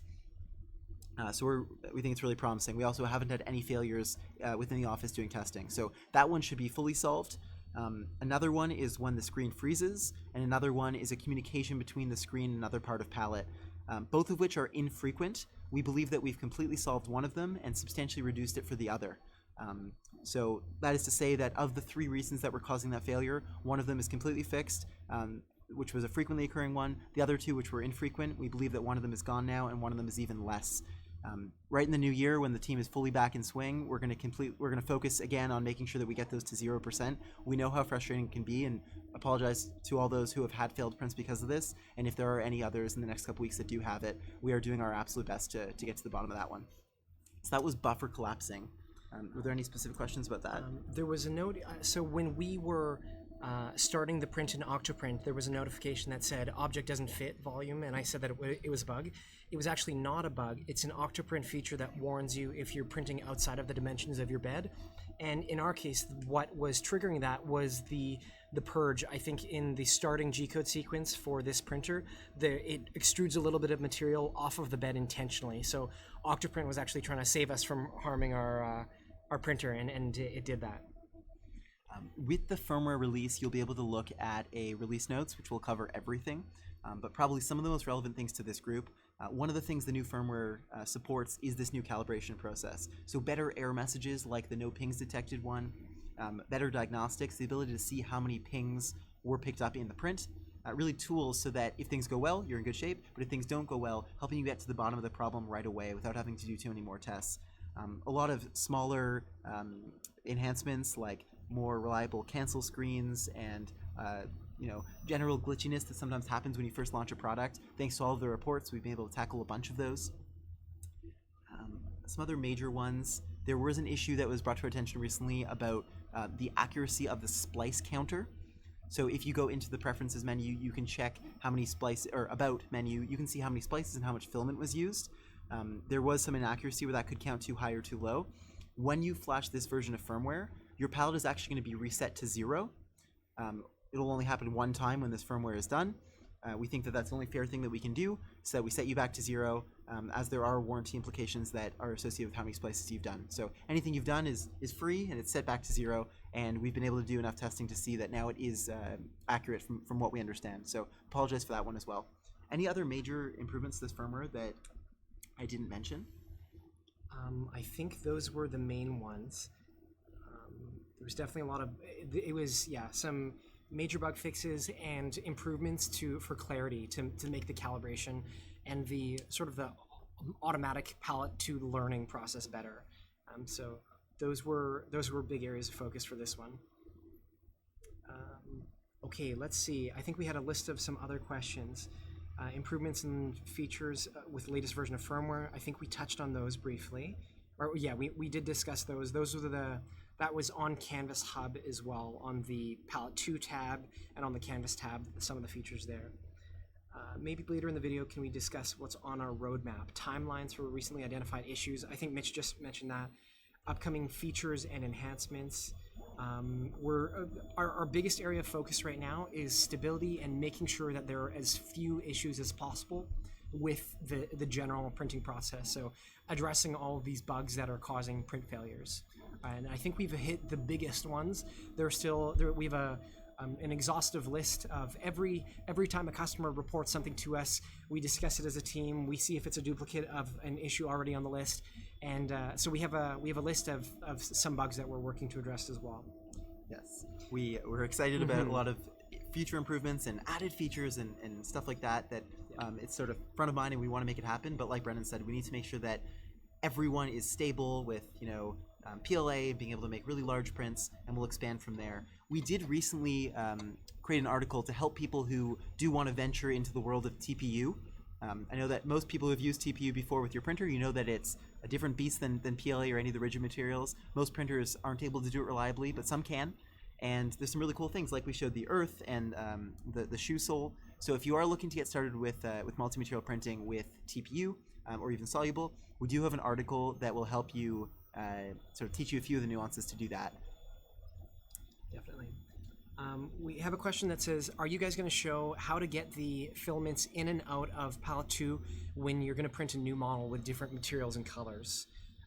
Yes, we can definitely show that.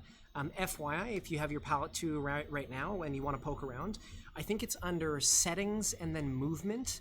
There's a menu where you can clear your palette. You can clear, there's a button that says, you know, you can cut and you can clear output. So palette will do a lot of the work for you. It'll cut and it'll sort of pull the filaments out. So, All right, well, good reason to pause. The first print that we set up is now complete. So we can show you that. The extruder is very slowly moving out of the way.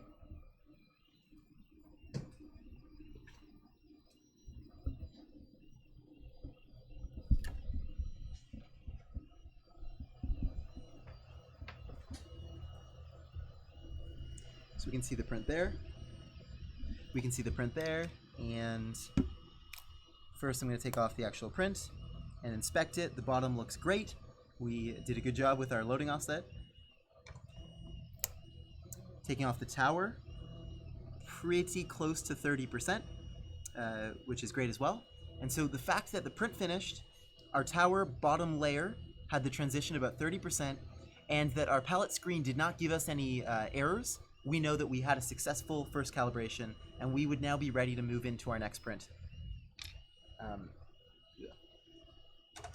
Do want to show you, if we go over to the palette screen here, so I'm going to hit finish.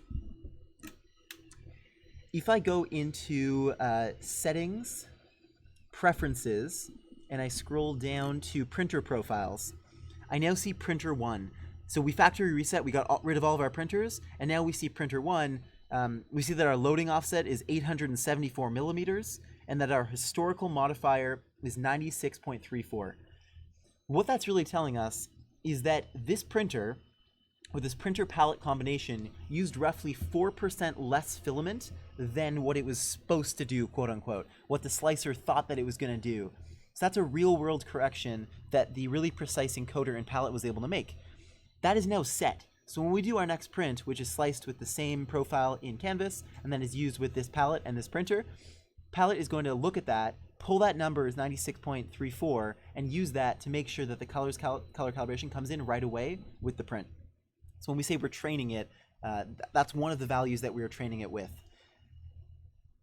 And we can also go back and take a look at some of the settings on your palette. So here we have a menu that says Controls, and you can use that to clear. So here's Clear Output, which we can use. And there's also a tab that says Motion, so we can move. This is if we want to run the cutter here, so we can hit Cut, and we see that it's spinning there. And we also have different drive settings here, so we can click Drive, and we can say, hey, I want to move drive 1. If I want to unload it, I hit input 1 there. There's a little down arrow, and as I watch the filament, I'm pressing the down. Here, I'll try and get the down arrow on the screen. As I press it, it drives the filament out backward here. And so if I keep on holding it, that'll let us pull the filament out of the palette. We can do that for multiple drives as well. You can do that at the same time as the outgoing drive if you want to push filament through here, all the way through the palette. But in this case, we also have filament in input 2. So we're going to hit input 2 here, and we're going to hold back, and we've unloaded enough for us to pull the filament out here. This is probably a good time to look at, there's another question about clearing filament out of the buffer of the palette. So to do that, so filament comes up the channel from the cutter here, through the splicer, around, and then through the buffer. If you ever have filament that you can't access through here from pulling it and it's in the buffer area, we've tried to make palette as easy as possible to service and maintain. One of the things we did is use these thumb screws so that you don't need a screwdriver or anything. So what I'm going to do is I'm going to loosen this thumb screw, this one, and this one. These 3 specifically will be used to remove the buffer plate. So once those are loose, I'm going to pull it off. And now I have access to the entire buffer as well as the channel from the outgoing drive. If your filament was in there, you'd be able to take it out. And then as soon as the filament is clear, I'm going to put it back. When putting it back, it's good to make sure that the clear plate is flush with the palette so that you can then tighten your thumb screws. They don't need to be painfully tight, but you will want to make sure that they are snug. Similarly, if there was filament that was stuck in our homing cover or in our splicer, if you are going to take off the homing cover, it's important to rotate the cutter 90 degrees. Otherwise, it won't come off. So I'm turning it 90 degrees. I can loosen this thumb screw, and then I can take the cover off there. Sometimes good if there's dust in there to blow it out. We look pretty good. And now I can put it back. Oh.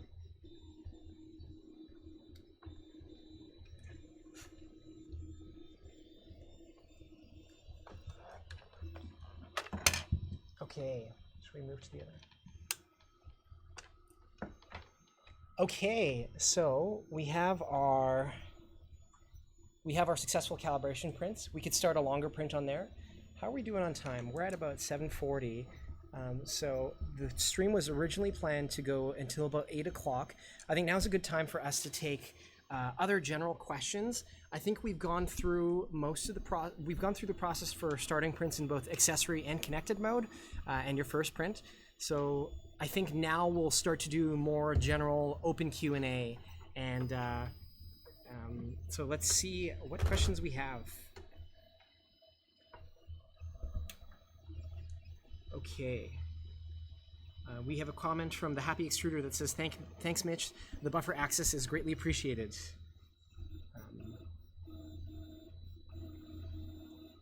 Okay. Let's take a look at our other list of questions. There's a note here that says, random and other modes, please explain.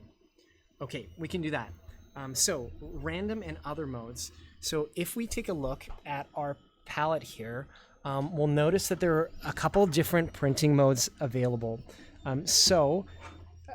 We see here there's an option that says print modes. We're going to click that, and that will show us a bunch of different options for printing. So we can print from a file, we can print in single color, we can print multi-spool, pattern, random, and gradient mode. So I think the ones that will be most interesting to folks are the bottom four here. So multi-spool mode, what that will do is it will take advantage of Palette 2's runout detection sensors. So let's say you have a very long print, or you have, everyone's got those small fragments of spools, and they're really small and you can't use them for a full print. You can combine a bunch of small spools.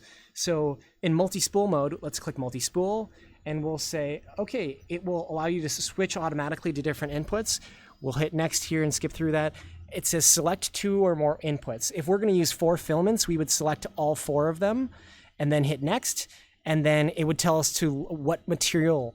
It's asking what material are we using. We're probably going to use PLA, but we can select other ones there. We're going to select PLA. It says initializing palette. Palette is starting, and then it's going to ask us to input filaments.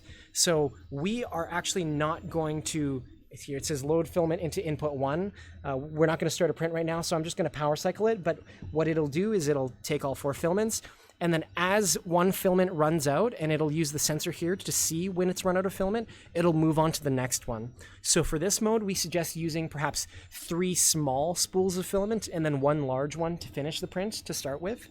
In the future, we plan to add more control and logic to what you can do with those modes. But for right now, it'll just progress from one to the next one.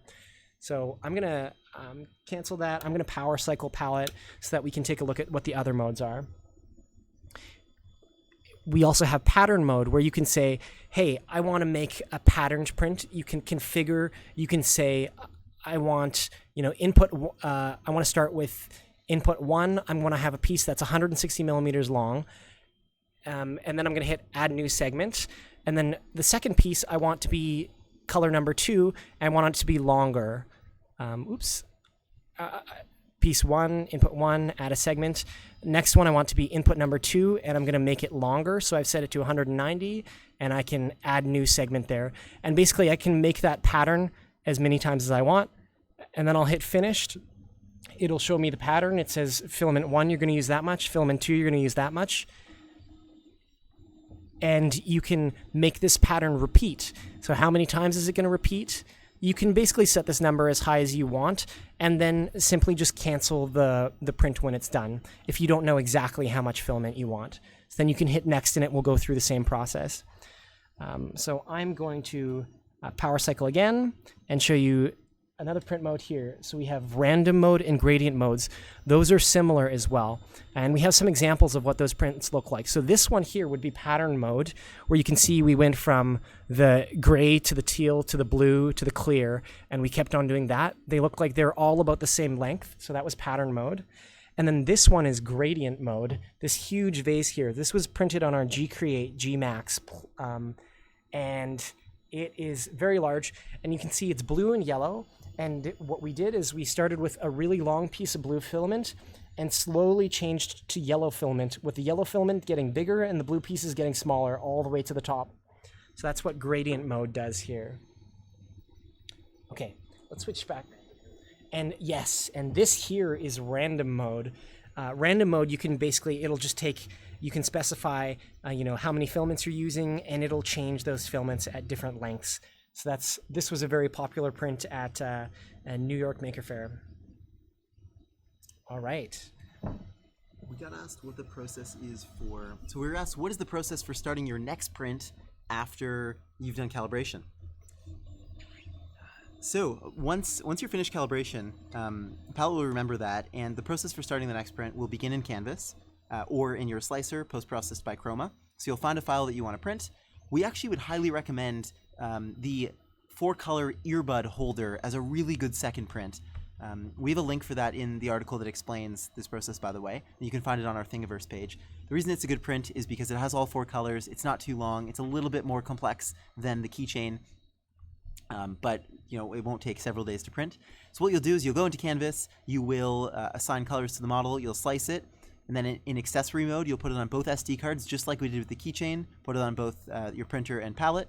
You'll start the print, and it'll actually be the same as what we did before. The difference is, instead of it asking us to tell it when the color changed from one to the other, it now knows that position. So it's going to guide us. It'll tell us, 18 more millimeters until loading point, and it'll keep going down, so it's assisting you in loading. So what that means is that on your printer's screen or on your printer's interface, you're going to keep on loading little by little until the palette says 0 and says you're loaded well. Just like what we did with the connected print, where we went 1 millimeter at a time until we saw the change. You're going to do that, but instead of looking for the change, it'll tell you when it's done. Once you're done, you're going to lock it in by hitting next or print, and then you'll start your print. So it's pretty similar to the process that we went through. There's nothing special that you need to do this time because we've set loading offset, we've set up Canvas, so it can be a lot more streamlined. Okay.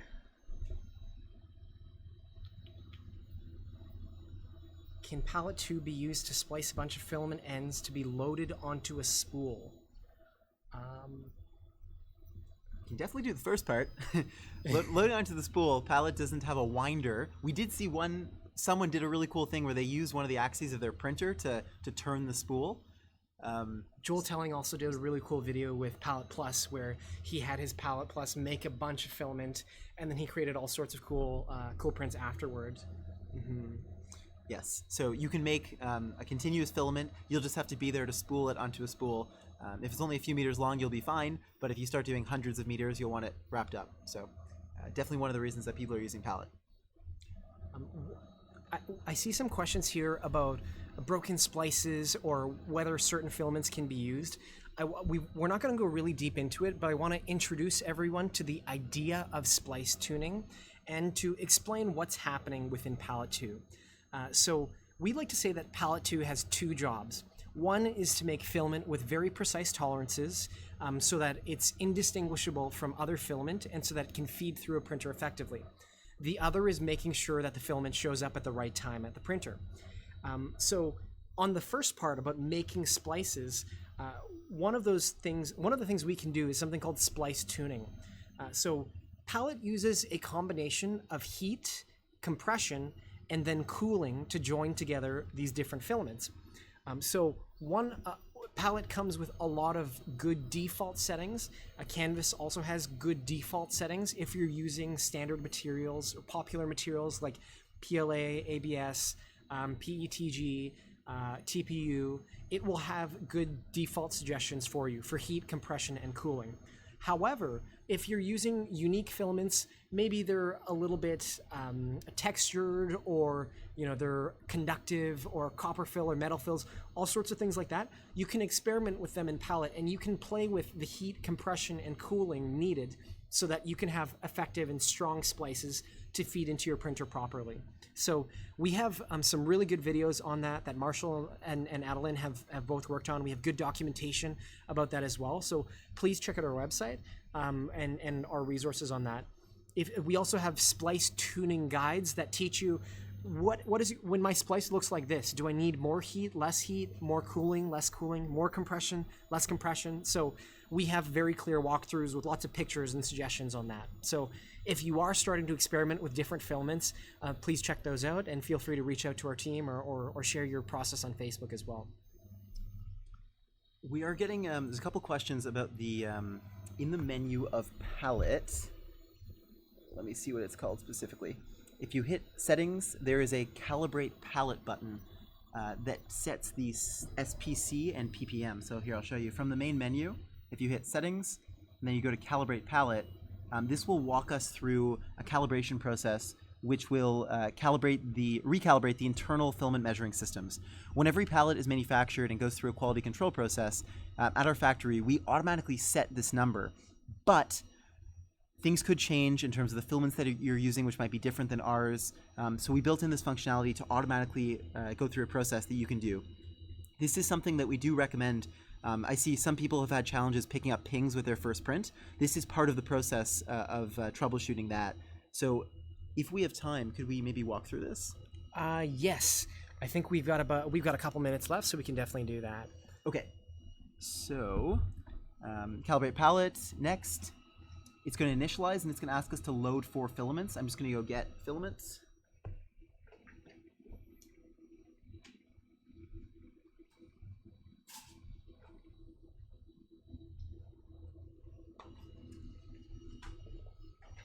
Okay, it says remove tube and pull out filament. We have removed the tube and there's no filament in there, so we hit next. It says insert filament into input 1, so we've done that here. It's homing.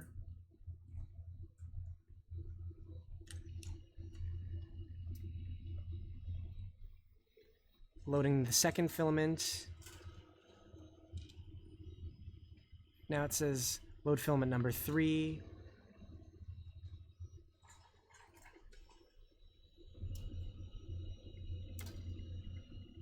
Now load filament number 4.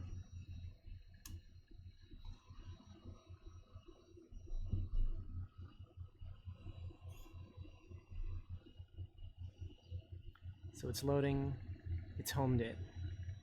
So it's going to guide us through this process. It is going to ask us to do a few things manually. So while it's making filament here, just do want to take a moment to thank the sort of over 100 people who are live with us, to those who are helping answer questions for people, who are watching, who are asking the questions. We really, really, really appreciate the participation and collaboration of everyone here. It really means a lot to us. We like to do these things. We like to engage and sort of speak to you, and it wouldn't be possible if people didn't show up. So thank you. This is the second one we've done.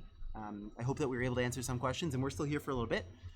But to all those who are here, if anyone is going to tune off, thank you so much for joining us. And it's well past midnight for some folks in Europe, so thanks for staying up with us on a Friday night before the holidays. Okay, so it's now asking us, step 2 of 5, pull the filament out of palette and tell directed to stop. Really important here, whenever you're pulling filament out of palette, you don't want to do it too quickly. Again, better to err on the side of caution, pulling at a rate similar to what your printer would do. So you can see I'm pulling it quite slowly here. I'm going to pull it until the filament hits the ponging switch, the buffer switch. The blue light goes on, and now I can let go, and the instruction says wait for palette 2 to make filament. So this part is going to take a little bit of time. It's actually going to do a few splices, splicing drive 1 to drive 2 to drive 3 to drive 4. It's feeding palette filament through itself, it's measuring that filament, and it's able to calibrate itself based on those measurements. So it's cutting, and it's going to splice.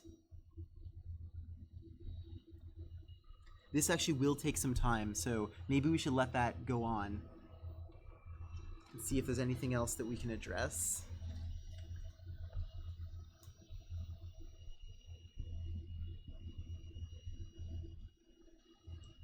question about pausing if filament jams or breaks. Pausing. I think that's if we're in connected mode and I see. yeah. Okay, so the question was about if filament jams, I guess, in the extruder or breaks, can you pause? And what can you do in that case?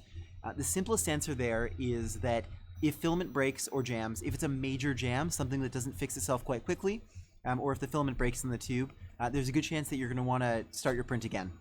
In fact, I would highly recommend starting your print again. It's better to be proactive about this kind of thing, especially if you're going to use a new filament, making sure that you can splice reliably. So something that we also didn't go through, but I know Brennan mentioned before, there is a splice tuning mode built into the palette screen. What this will do is let you tune those settings of heating, cooling, and compression so that you can get really tight, really reliable splices between your different filaments. I can tell you from experience, and behind Marshall right now, we have a print that's been going for at least 36 hours. There's an Adelinda that's been going for over 2 days. Thousands of splices. Once your settings are tuned in, if you're using consistent filament, with Palette 2 and Palette 2 Pro, the splices will be very reliable. So it's much easier to get ahead of this and make sure your splices are tuned and reliable rather than dealing with broken ones, because that often means a print failed or something like that. In terms of jams, it depends on the cause of the jam. If it's because there's dust or some type of particulate in your extruder, again, being proactive, making sure that your printer is running smoothly and that you can reliably print single color prints before getting into them. So I'm sorry to just say that if it happens, there's not much to do, and it's better to be proactive about this and make sure that the extruder is running reliably and that your splices are tuned well. I see Brennan has an example here of a cat. I did. This cat was, I want to say it was in the realm of 1,000 splices. I think many of you will recognize this as the cat from Alice in Wonderland. Yeah, so Yeah. there's a really cool luster to it. The purple filament's kind of reflective. But yeah, we have lots of prints that have been many thousands of splices, very large. So we know that the splice settings can be tuned, and once your settings are well tuned, it's quite reliable. And we hope that's the experience that you'll have.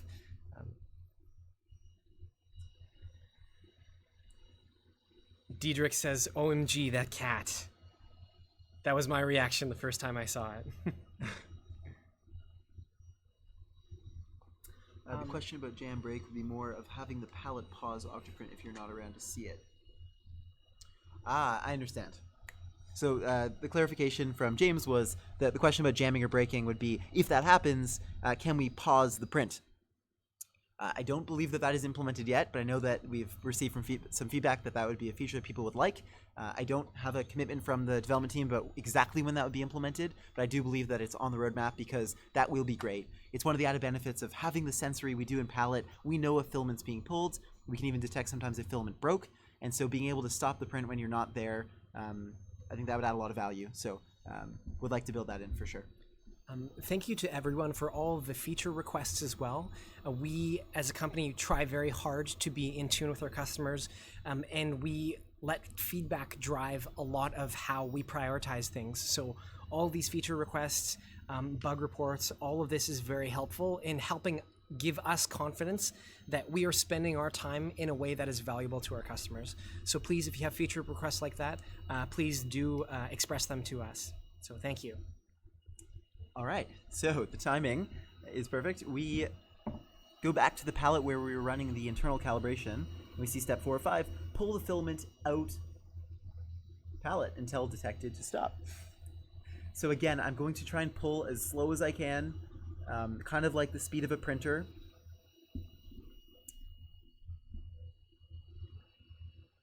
So I see the blue light went on there. Palette is now making more filament.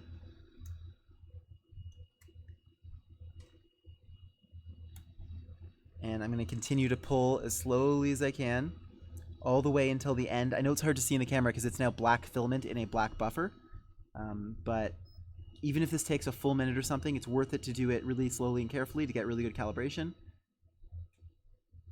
And right at the end there, it came out. And now we see on our screen, so there's SPC and PPM. These are two correction factors effectively that calibrate the different systems within Palette. So we see our old SPC and our new SPC are very close, 2.44 to 2.45, and then the old PPM to new PPM Again, very, very close. If you go through this process and find that your values are very similar, that likely means that your calibration was very good.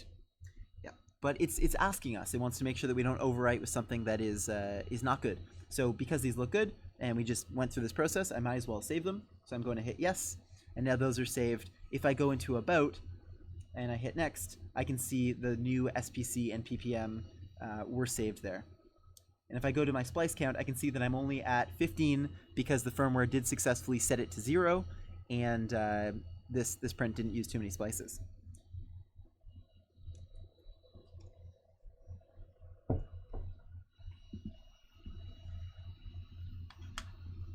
It's great to see the excitement about painting.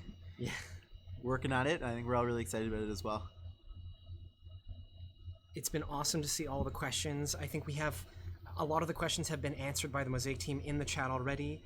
I see Bobby is here, who's Palette 2's firmware and electronics lead and software lead. Okay, let's double check if we have any other burning questions. And then I think we're going to sign off shortly. So any other questions, we'd be happy to hear them. Otherwise, of course, even if we don't answer your question right now, please definitely do feel free to post on the Facebook group, email us at our support email, post on our forums. We try and, anywhere you try and contact us, we try and meet you there. So please don't hesitate to reach out to us. I'm struggling to find questions right now in the chat that haven't already been answered. So I think now might be a good place to sign off. Alrighty, yeah, I guess maybe one last cut over to our print here, which isn't going to finish in time, but we can see that it's almost finished the splices.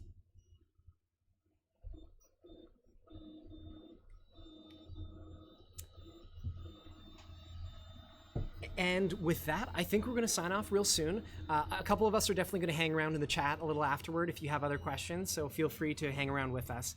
But otherwise, thank you so much for joining us, and happy holidays.